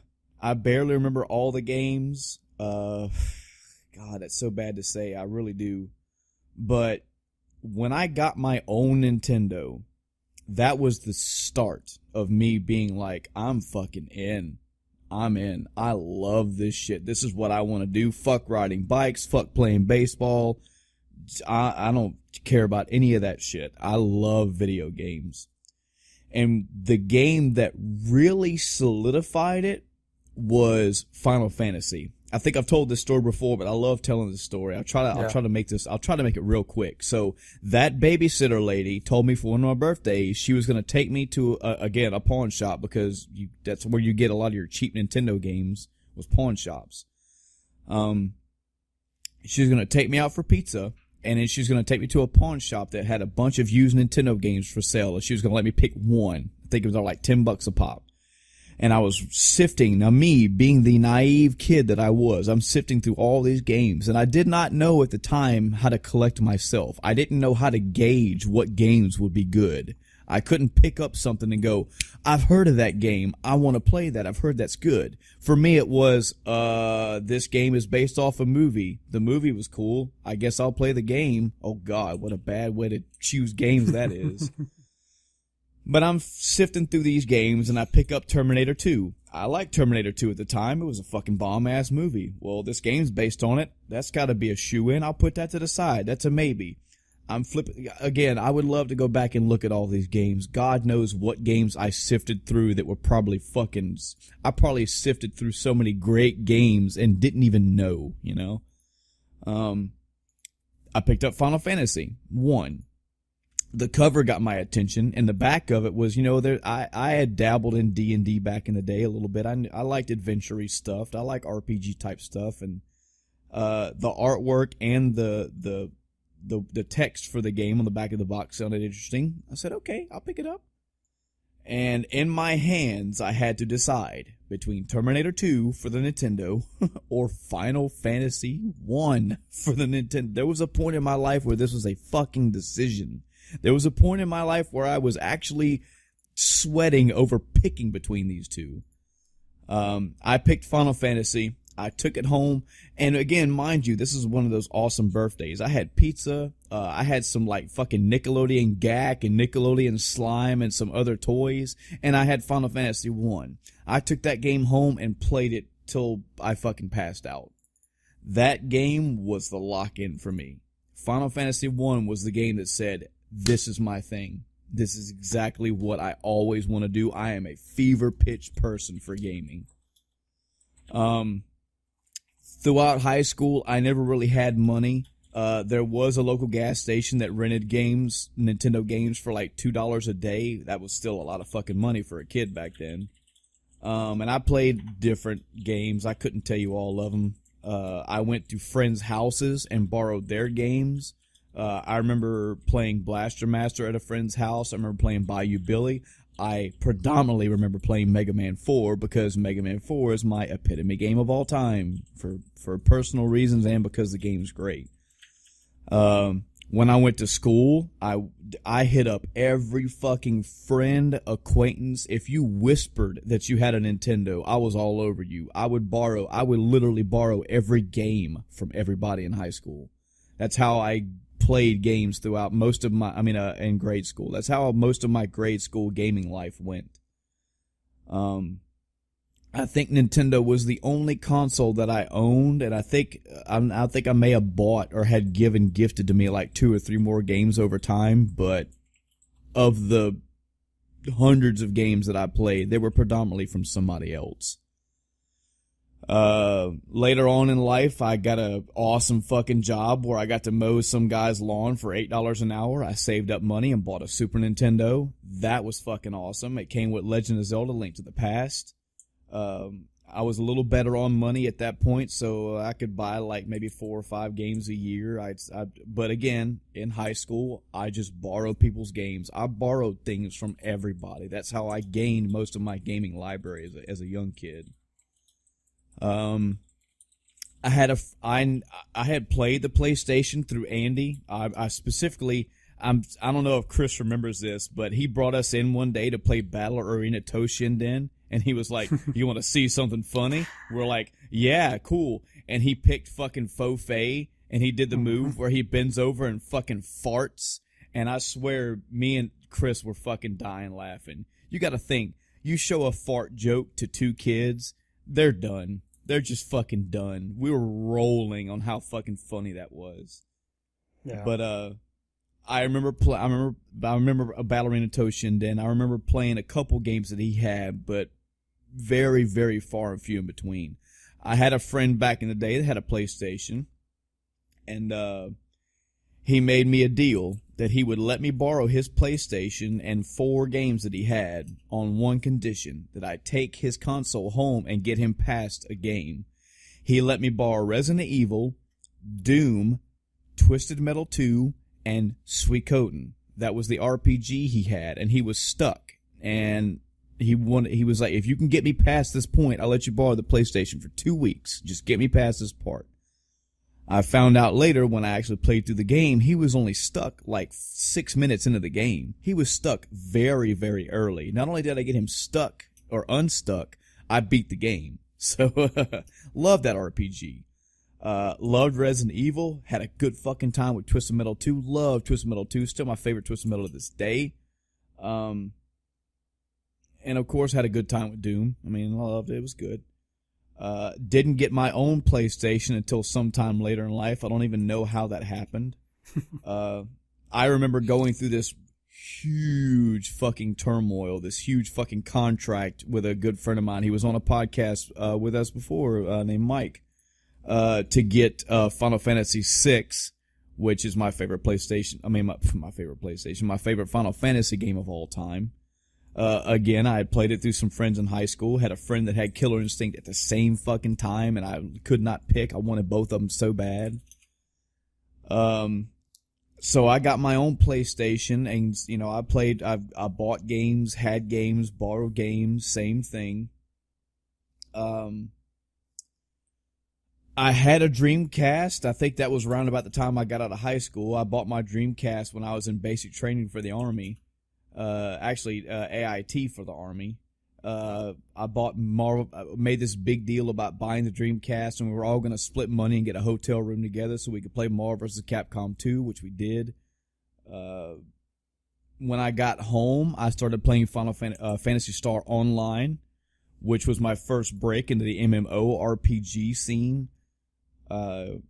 Totally so different than playing like Final Fantasy or WoW. It's way different experience. But I'd played fucking Sonic. I had Marvel vs. Capcom 2. I used to borrow like a Left 4 Dead 2, Hydro Thunder, all sorts of Dreamcast games. Jet Grind, I loved it. Let's see, also had a PlayStation 2. When PlayStation 2 rolled around, I don't know I think I already had a PlayStation 2. I think I worked at Walmart at the time, so I did, because I specifically remember getting Metal Gear Solid 2 and Final Fantasy X out of the boxes when they got shipped to Walmart. So I got my first copy like when I fucking tore the box open. I put mine to the side. Several games I had and played when I had my PlayStation 2. I got my Xbox I had gotten when I was overseas in the desert, and I got that because I wanted a gaming console, and that was the only console they had at I actually got at the base that we were stationed at. They had a large crate of Xbox shipped to them, and I got the last one there. And there's a whole fucking slew of stories about that, about how it was a test just to get a fucking TV, and then the TV I got would not play the game unless I had a remote to swap the fucking screen, so I had to go back to the place. It was just a fucking adventure just to play. But there was a Halo tournament that they had made overseas, and I joined up in the Halo tournament and beat a guy that apparently had been playing Halo 1 since beta. I'm not saying I'm the best at all. I just remember that was a crown for me. when you beat somebody that's been playing the shit that was out for forever. I never played Halo before. I come from GoldenEye. I'm trying to track back because I'm still missing stuff. I played, another thing that Chris and I did is that we would go to the same grandmother's house, either together or separate, or even with another older cousin or other cousins all the time. Summers, birthdays, Christmases, all sorts of times. And guaranteed, until we were kicked off by our uncles because of football or some shit, we would be playing fucking Nintendo, Super Nintendo, something. Especially if we were there together and just like staying a week together, one of us would have a Nintendo or a Super Nintendo or a 64 or something. Also, she had a neighbor. The neighbor had 2 kids and they had a Nintendo 64. This is where my 64 life came in. They had Star Fox. They had GoldenEye. They had Mario Kart. And I can't tell you the wee hours of the morning that we stayed up playing GoldenEye multiplayer, playing Star Fox multiplayer, playing Mario Kart multiplayer. GoldenEye was where I had played Quake 3 Arena on the Dreamcast before this. I had played it online as well. But my actual, in-house multiplayer shooter stuff came from GoldenEye. In the future, when I was deployed and had Halo, that was a whole different wake-up call. When you go from playing something as fast as, Quake 3 Arena and something as blocky as GoldenEye, and then you go play Halo, it's a downgrade but an upgrade at the same time. I had fun playing my Xbox. I remember several games on it. I remember playing Jet Set Radio Future. I remember playing, there was a Mech Warrior, Mech Assault, I think is what it was. I remember Halo. Had a good time on my Xbox. No real complaints. It was a good system. Let's see. So the 64, the Dreamcast, the Xbox, the PlayStation 2. I also remember playing Final Fantasy 12 on the PlayStation 2. I got my first experience, my first MMORPG experience was Phantasy Star for the Dreamcast. The next experience was me getting Final Fantasy 11 for the PlayStation 2. That was when I came back home from my first deployment. And I started playing it. I moved from the PlayStation 2 to the PC. I played it for a good while. And man, yeah, it's the same fucking thing I went through when I played. There was a couple differences between me quitting Final Fantasy 14 and me quitting 11. Playing 14 is I literally just got burned out. I got bored. I got tired of it. I've had my fill of it. 11 was that, but it was also that, and I know you said that it changed over time. Thank God it did, yeah. But that game was very fucking class specific. There were lots of classes to pick from, a lot of ways you could play. You could choose how to play it, but it got down to, and it wasn't even just in-game content. It was during the game content, regular story progression. If you wanted to move up, you had to party. Roughly around 11 or 12, level 11, 11, 12, you need to start partying if you want to get actual good XP. Yep. And people didn't want to party with certain classes. That's where LFG came from me, looking for group. Just you sitting in town with a fucking icon above your head, just shouting, hey, can I get into a party? Hey, I'm this class, this level, I have this ability, I can skill link with you on this. And it was always me looking for a party.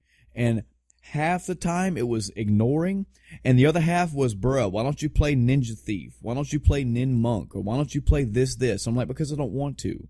I want to play Samurai. I'm good at my job.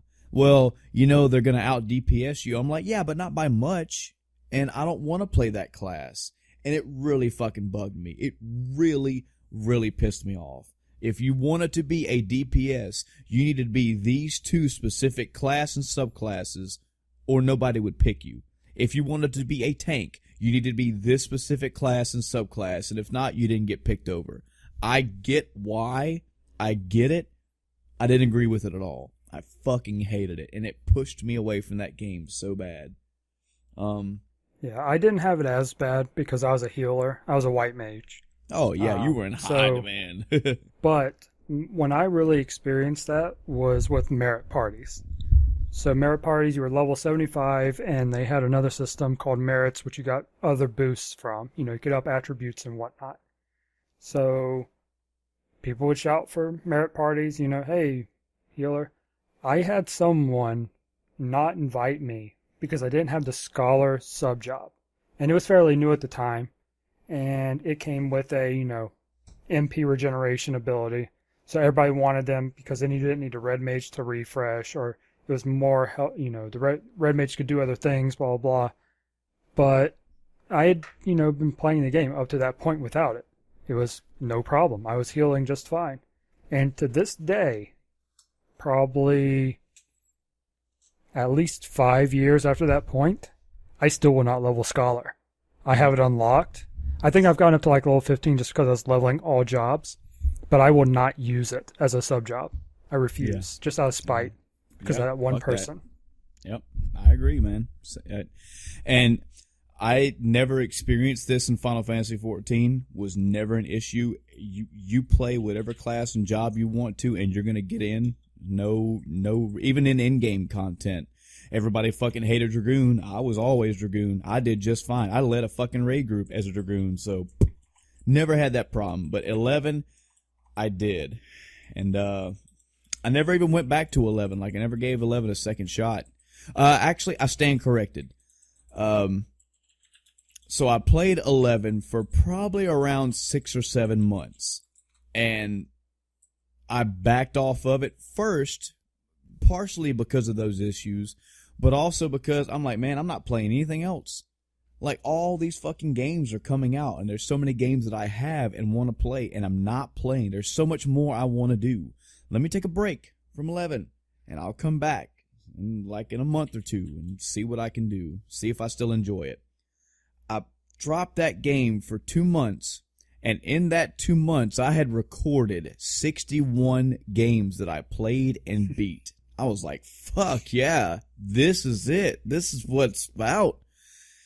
And I got the itch, so I went back to 11, and the shit hadn't changed. It was a new, I think the Rise of Zillard expansion had come out, so I was like, hell yeah, new content, new shit. I didn't even get to half the new content because I couldn't level because nobody would fucking take me in their party. And I love the music, I love the setting. It was a good game, but I dropped it, and I was like, I can't get myself sucked into these games, because when I do, it's all I do. It becomes a job almost. And so I never went back to 11. Still got nothing but good things to say about it, especially when I heard the balancing issues got worked out, and that those issues I had were a non-issue anymore. But you know, Final Fantasy XI is also a very old MMO, so yeah, you know. But a little time after that, I had met some friends via work and had gotten to the LAN party style setting. We met up and started playing Halo at somebody's house with, you know, an Xbox or two hooked up together. We then moved up to playing Halo 2 and then Halo 3. As a matter of fact, I think, Chris, you were around for 1 and 2, if not 3, when we used to group together. So I think 2 was out when I played with you guys, but we still played 1. Yeah. Would go back and play the classic map with rocket launchers and stuff, you know. Yeah. And I was driving from over an hour away just to go to that. Yeah. Fun fucking. Hey, and I was in college, and I'd fucking stay at one of their houses and just fucking wake up and go back to school the next day. Good times. Good times. Yep. They shifted from Halo to the Call of Duty world. Somebody had got twigged about playing World at War. I personally am not a World War II fan. The setting doesn't appeal to me. Neither do the games. But when you got 5 of your other friends saying, hey, we're all gonna go play World at War, I was like, well, fuck it, I guess I'll play too. So we started playing World at War, and then we went to Modern Warfare. I think we only played Warfare 1 for a bit. We immediately jumped into Warfare 2. Played that for a good while, and then Black Ops came out. We were playing Black Ops and Black Ops 2, etc. I think we also played 3 for a hair, but I'm not sure, because around that time, another friend introduced me to Battlefield Bad Company 2. And that was it for Call of Duty for me. I went straight down with Bad Company 2. And soon after, Battlefield 3 was coming out, and I tried my fucking best to talk all these guys, and I'm like, guys, there's fucking tank warfare. There's aerial combat now. There's classes you can pick. You can do different things. Like, it's so much more than just run, hide, shoot, die, repeat. And they tried it for a little while. Wasn't their slice of cake. Was definitely mine, and I stayed with it. So, and plus in life, just in general, our lives just were separated. Even with online play, we just all have different schedules. You know how that shit works. It was just hard for us to all play together. I had a 360. Again, I've got a shit ton of games for the 360. I have like 30 or 40 of them. And it's not because I prefer the 360 over PS3. It was literally because I could only afford one. And all my friends were all revolving around 360 because we all played the Halo games and Call of Duties on 360s. Never got my PlayStation 3 until I wanted to play Final Fantasy 14. I then upgraded 14 to a PS4 for my wife, and I played on the PC. Have since given that game up.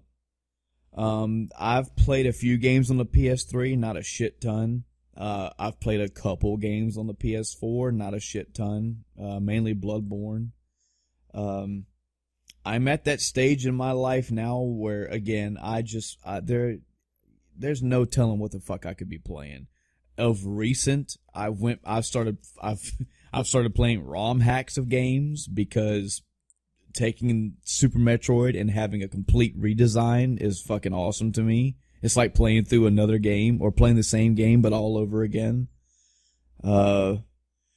I've got a bunch of Steam games on my backlog that I've purchased and need to start playing. I've got a bunch on my wish list that I need to get and want to play. I still have a shit ton of actual in-house console games that I've not even played. Recently, everybody knows I went through the whole thing with Breath of the Wild. I have since gone through that game at least 2 more times. Still had a good fucking time with it. Love that game. I've played... It's hard to pin me down for what I'll be playing. It's definitely hard to pick if I'm in, what console I prefer. Man, I'm a fucking gamer. I play it all. If it interests me, I play it. If I don't, I just drop it and I move on. Like I'm literally having a hard time trying to think right now what I've played recently. I know I played the Super Metroid redesign and Super Metroid Super Zero Mission. Those are 2 ROM hacks. I've played Super Mario World 2 Plus, which is a Super Mario Yoshi's Island ROM hack. Again, it just reads new levels, all new game. Did you play the Mega Man 2D or whatever it was? No, I haven't. No. I know about it, the 2.5D. Yeah, 2.5. Yeah. I found another channel that I've subscribed to and I've been binging all their videos. They're the D-pad, and they have a Sonic Mega Play where they play literally every fucking Sonic game in existence. They also have a Mega Let's Play. That's the one I'm on now, where they're playing through there's, even for me, there's like 64 something games out there in the Mega Man franchise. That's fucking incredible. Yeah. And I'll be watching when they play through that. I did get into a Mega Man Zero kick here recently. I played Mega Man Zero 1, 2, and 3. Love those games. Love the artwork. Love the design. I played Super Mario 3D World, since now I have a Wii and a bunch of games for it. I had a good time with it. Enjoyed it. Haven't met a Mario game I don't like. Except for maybe Mario in Time for the Super Nintendo, I guess. I was going to ask, did you play, I'm trying to think. I hear some people don't like Paper Mario and Mario Sunshine, I believe it is. I liked both of them. Okay. I haven't played either, so. I've played Sunshine for the game. That's the GameCube one. I've played it probably 3 or 4 times in my life. I've probably gotten all-stars all the times. I like it. The in-house standard Mario games, love all of them. Haven't had a bad one. But yeah, that's. I wish I could tell you more. I jumped from console to console to PC to console. I jump from game to game all the time. Yeah, that's something I try not to do, but I just can't seem to. There's just some games, it's like I want to play this game, but there's so many other ones that I'm like, this one looks better. I'd have more fun playing this. Not necessarily that what I'm playing is a bad game, but it's not as good of a game. Right. I try to pull that thing now where I'm saving the best for last. Like, if I had 5 other games and Breath of the Wild, I would, play the other games. If I like them, I would play them to completion and then go to Breath of the Wild.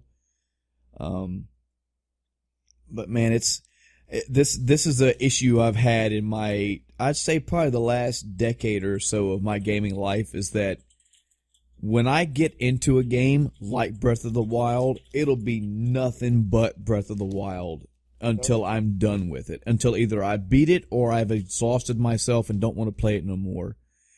And until the next game that I pick up, I enjoy and keep playing, I'll start a game, play it for a few hours, maybe even a couple days, and I'll move on to another game. It takes games that grip me, that make me want to keep playing it, I think right now I'm kind of in that. I'm playing, technically, I guess you could say I'm playing 3 games at one time, because I'm playing the Yoshi's Island hack, I'm playing the Super Metroid hack. I just started last night Grandia, the original Grandia for the PlayStation. Yeah, I've loved fucking Grandia 2. Love that game. Wasn't a big fan of Grandia 3. I've got it. I played probably 10 hours of it. I just could not get into it. Didn't dig the story, didn't care about it. But I love Grandia 2. Played that back on the Dreamcast. Yeah. And from what I'm seeing, Grandia 1 is fucking great. I'm loving what I'm already seeing. So, if it continues to impress me, I'll probably play it through.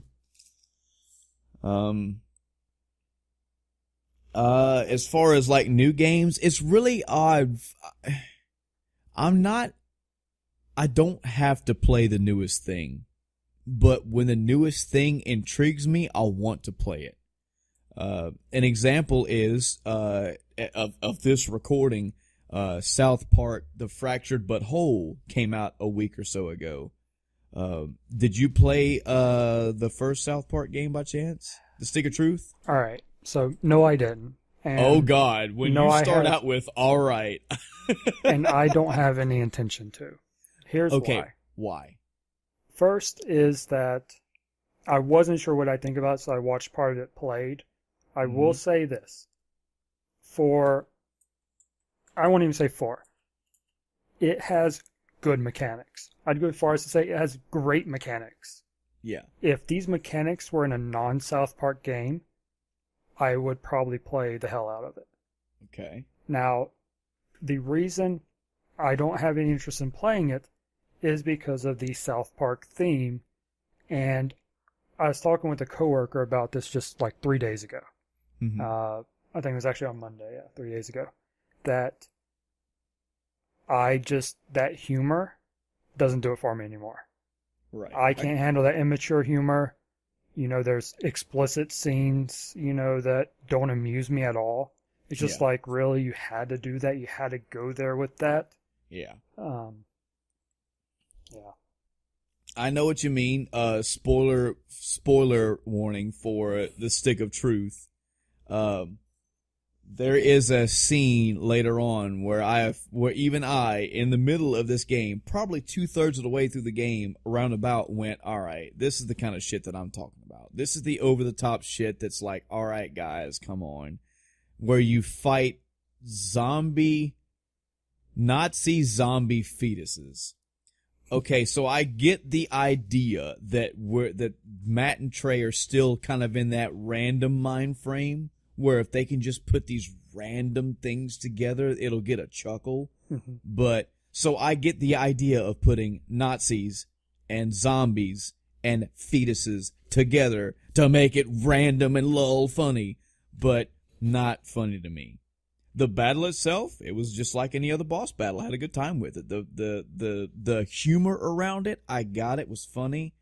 But when I agree with you 100%. When I see things that are stretching just to stretch, when I see things are being extra just to be extra, I'm like, all right, I get it. But I don't know, man. I laughed out loud at a lot of stuff in that game. Had a good time with it. I want to play the Fractured But Whole because I like the first one and hope it'll be good. Yeah. I hear that Fractured But Whole has a lot of in-joke references to the actual show, mainly, especially in the later seasons. So I may not get that humor, but I also hear that it doesn't retract from the game itself. So it's something on my list. It's one of those games on my list. But before I even play that, I have other apparently must-play games like Persona 5 and Nier Automata. Apparently these are two that I need to play. Are you familiar with or play the Persona or SMT series? So I own Persona 2. Okay. I never beat it. Again, I was a kid, no idea what I was doing, but I really enjoyed the game, running around killing stuff. I don't remember, you could do some sort of summon type thing. I don't even remember anymore. But I enjoyed it. I actually want to go back and play it.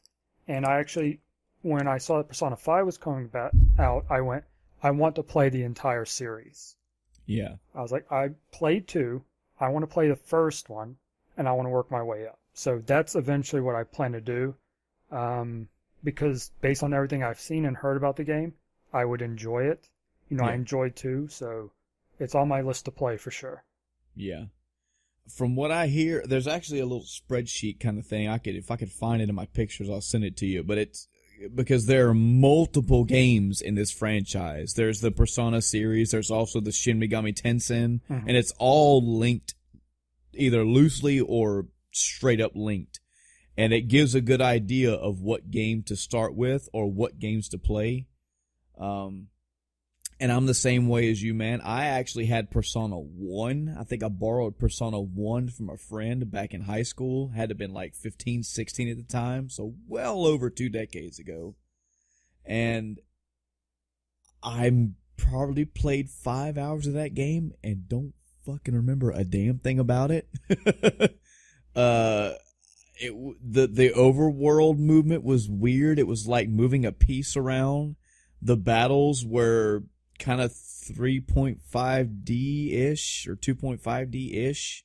And you could summon I remember the summon thing. You Persona! And you summon this thing and it helps you in battle or whatever. Yeah. Could not get into it. And I've been told that that's not what the series is like. So, people back, I'm talking a decade ago, people would not shut up about the SMT series. They're like, how have you played Final Fantasy games but have never played these games? Like, they are just as good, if not better. I didn't know they existed until recently. Yeah, I didn't know that those games were like that until that, like there was like a PlayStation 2 SMT game and everybody and their mama was raving about that game. And I was like, I've never heard of this. I've heard of Final Fantasy. I've heard of Dragon Warrior, or Dragon Quest even. I've never heard of this. And they're like, yeah, it's like up there. It's right up there with Final Fantasy. Mm-hmm. And just as of recent with Persona 5 coming out, again, apparently it's the top. It's the best of the best. So I'll try it. I'll get around to it. Yep. It's on my list. That's like my fucking catchphrase as an older gamer. It's on my list. Yeah, I was just sitting here looking at my Steam library. It's so ridiculous. Yeah, I'm glad I found or was twigged to Steam when I did, because there are so many older games you can find on Steam. Mm-hmm. There's Steam, there's Good Old Games, there's GOG, Yeah. And you can just add it to your list, and man, those fucking Steam sales are crazy. I love them. That's how I have most of my games. Even games I don't ever plan on playing because they're part of a set. So. And even if you don't ever play it, you got it for 50 cents. If that, I bought the set for one game. I got 3 others. Jesus. Paying $5 for the one game I want. The others are basically there for free, you know? Yeah. So. I guess I could add PC gaming into my life as well. I didn't really have my own personal computer until I think either I had graduated high school or was right around graduating. But I do remember playing StarCraft, and I played that. Oh yeah. Oh yeah, I remember playing that when I was in AIT for the first time. There used to be a little you could go to the base exchange, and they had like a little. I'm talking like back in 2000, they had an internet cafe. You could bring your computer. If you had a PC game, you had to pay like so much per hour, but they didn't care what you did. If you had a PC game, you could, put the disc in and play your game. So one of my battle buddies had StarCraft. He had his mom ship him his copy of StarCraft, and he's like, "Yeah, I love StarCraft. Come play this game." So me and my other friend, we be playing Game Boy games, and he was like, "Oh, wait till you play this game. I'm gonna get this game shipped to me. It's great." And yeah, I remember wasting a lot of time, a lot of off time, and a lot of money at the base exchange playing StarCraft. Of course, bought it for myself when I got home, and that was my first real PC gaming experience, was playing StarCraft. I had played, this is how bad it was, I had played and had a good fucking time with Command & Conquer 2 Red Alert, but I played that on the PlayStation, not on the PC. The first time I played that was on the on the PlayStation. I think I did as well. I think I actually owned one of them. I don't know if it was that one, but yeah. Yep. But man, me and you, we'd sit there and play StarCraft till the wee hours of the morning. Oh, God, on Battle.net. Yep. Yeah. Yep. Had a good fucking time playing StarCraft. I had tried Warcraft at some point. Couldn't get into it, not until Warcraft 3. Have never played World of Warcraft. I'll go ahead and get that out of there. And I have fond things to say about it, but again, it falls in the same line as an MMORPG. I just can't. Takes up too much of my time. I did play Diablo 2. I had a copy of that, and I dropped that game when I had a level 89. I don't know. It's some stupid fucking high level druid, and went to take it online, and they said no. If you want to play Diablo 2 online, you have to create a different character. And I was like, fuck that. So, there were random PC games throughout my life that I had played. I remember playing Age of Empires. Played it for a little while.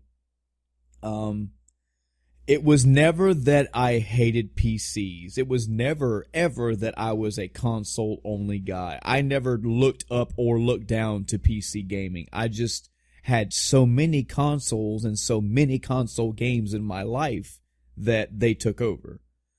But today, I mean, mostly in my Steam library, I've got 50, 60 something different PC games. I treat games like music for myself personally. If I listen to it, I'll try to get more, and I will just collectively like and re-listen to and enjoy all the songs that I like. Same thing with games. If I'm interested, I'll try it out, even if it's not in my wheelhouse.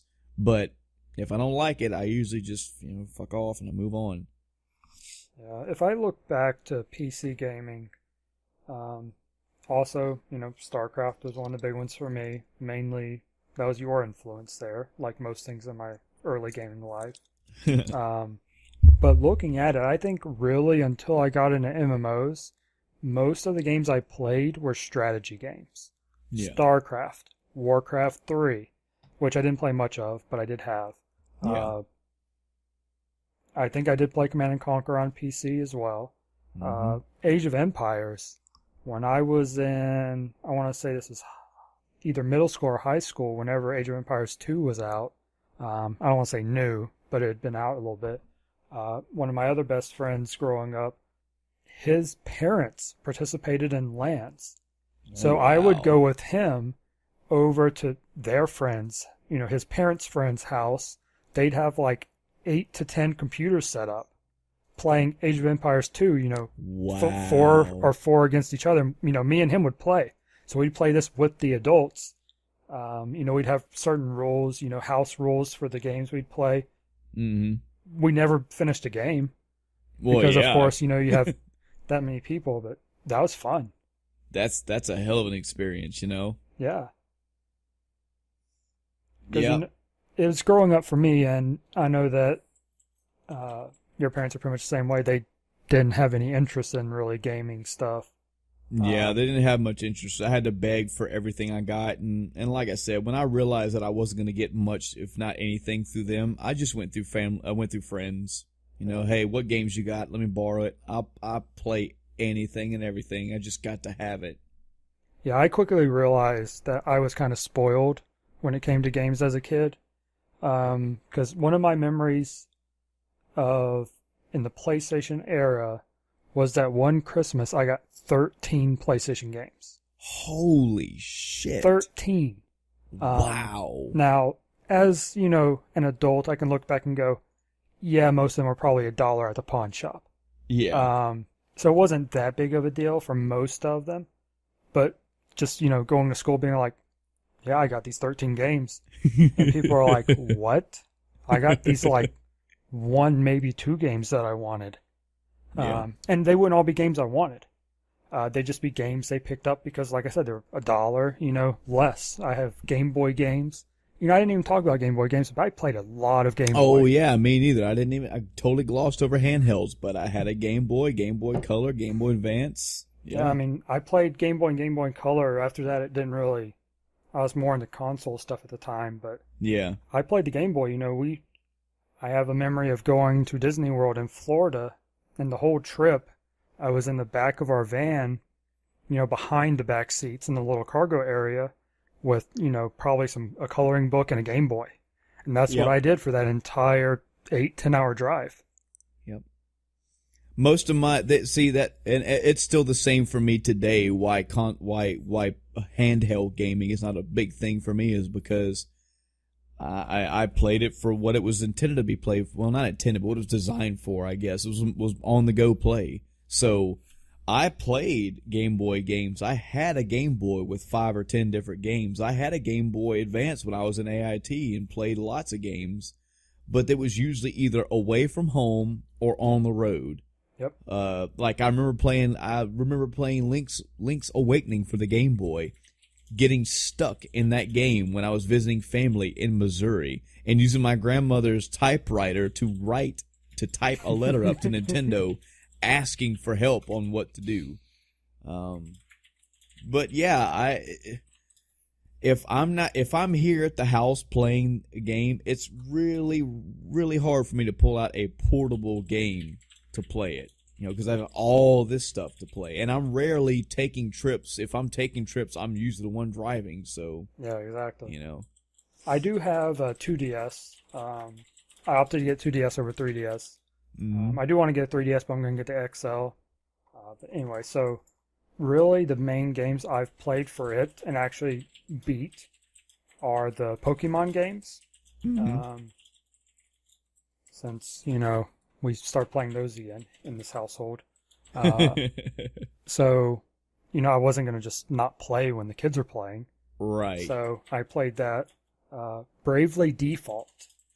Yeah, I've heard good things about Bravely Default. It was fun. It was a kind of throwback to the Final Fantasy type days. It felt similar to a Final Fantasy game. Yeah. The story was not bad, but it wasn't, out of this world.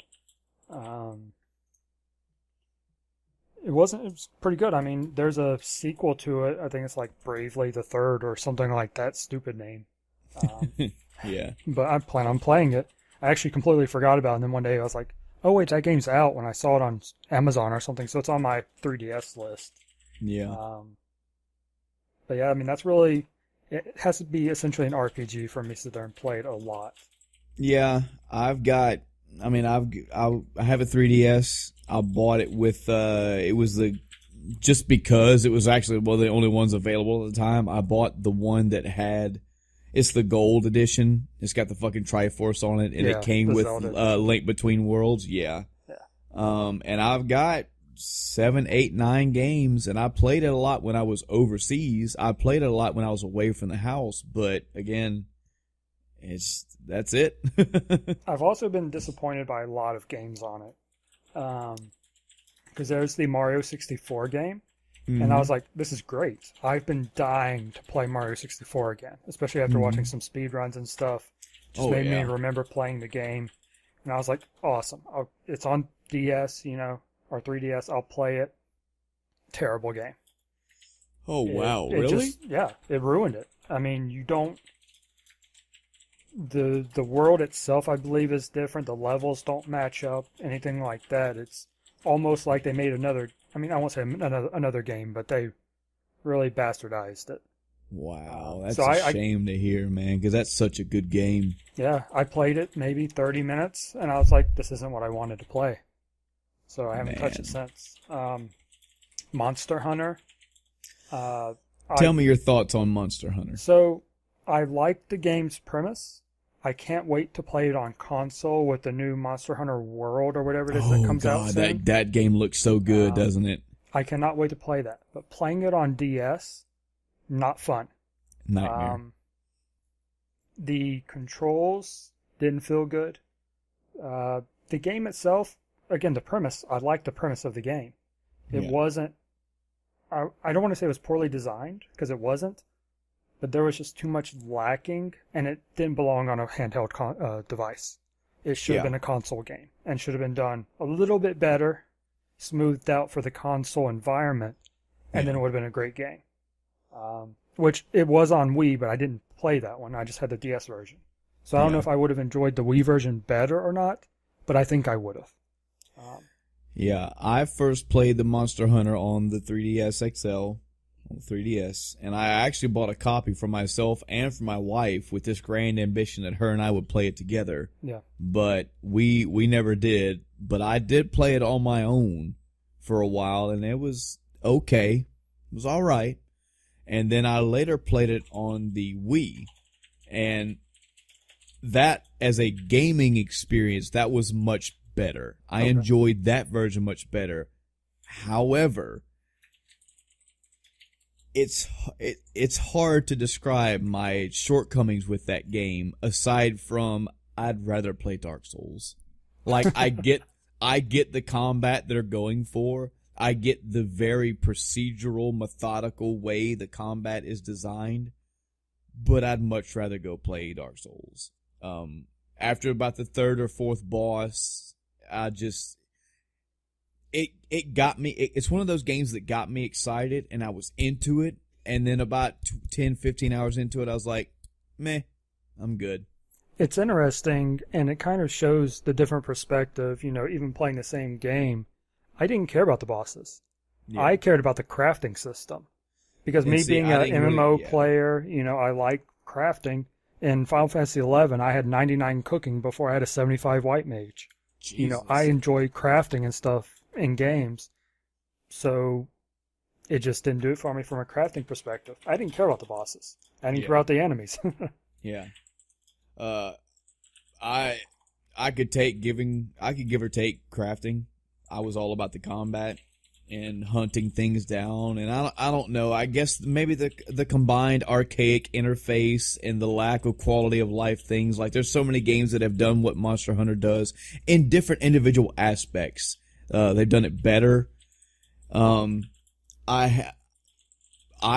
love the trailer for Monster Hunter World. It looks like it's giving a much, much overdue facelift, both in graphics and quality of life. Mm-hmm. So it looks like it's going to be great. I can't wait to try it. But as far as every other Monster Hunter ever made, I've only played the third one twice and dropped it, not out of hatred, just out of, I'm done with it. Yeah, exactly. And that's kind of how I felt. It's like, okay, this is almost a game I would sink a lot of time into. Yeah, it almost had all of my attention, Yeah. It just couldn't keep it. But Well, folks, I think that's going to wrap it up for this episode. As any standard episode, this would be the part where we would read some emails, get some user feedback. But one, the End of Time podcast has been out of play for too long. And yes, even in those 3 months, we got no emails. So we have nothing. But if you would like to email us, if you want to ask any questions, any comments, concerns, you want to tell us about your history in the gaming world, anything at all, you can send us an email at endoftimecast@gmail.com. That's endoftimecast@gmail.com. No funny spelling, no numbers or none of that shit. Just spell it as it is and it gets it right to us. We also got a Twitter page at a Timecast. You can tweet us if you want to. We got a Facebook page. You can message us there.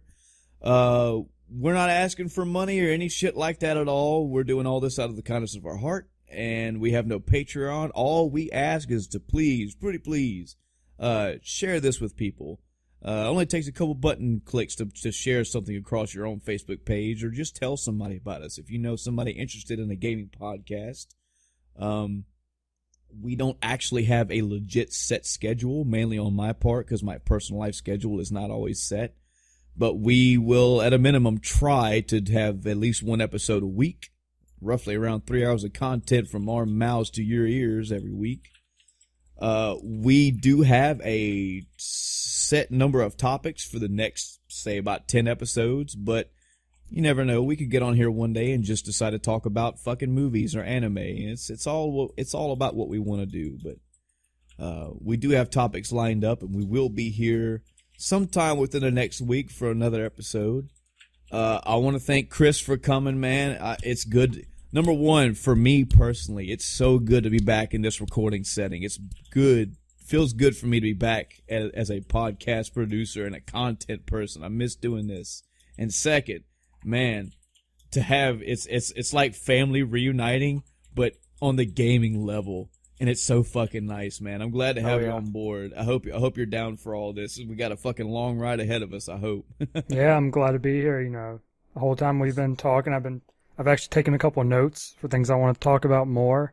Yep. Looking at my Steam list, thinking about things. I didn't even get into telling you about the Twitch bot RPG I've started working on. Oh, God. know. So I've got tons to talk about. Yep. Yeah. The good takeaway for all the audience is that you already knew that I was fucking knee deep in the gaming world. Chris is just as well.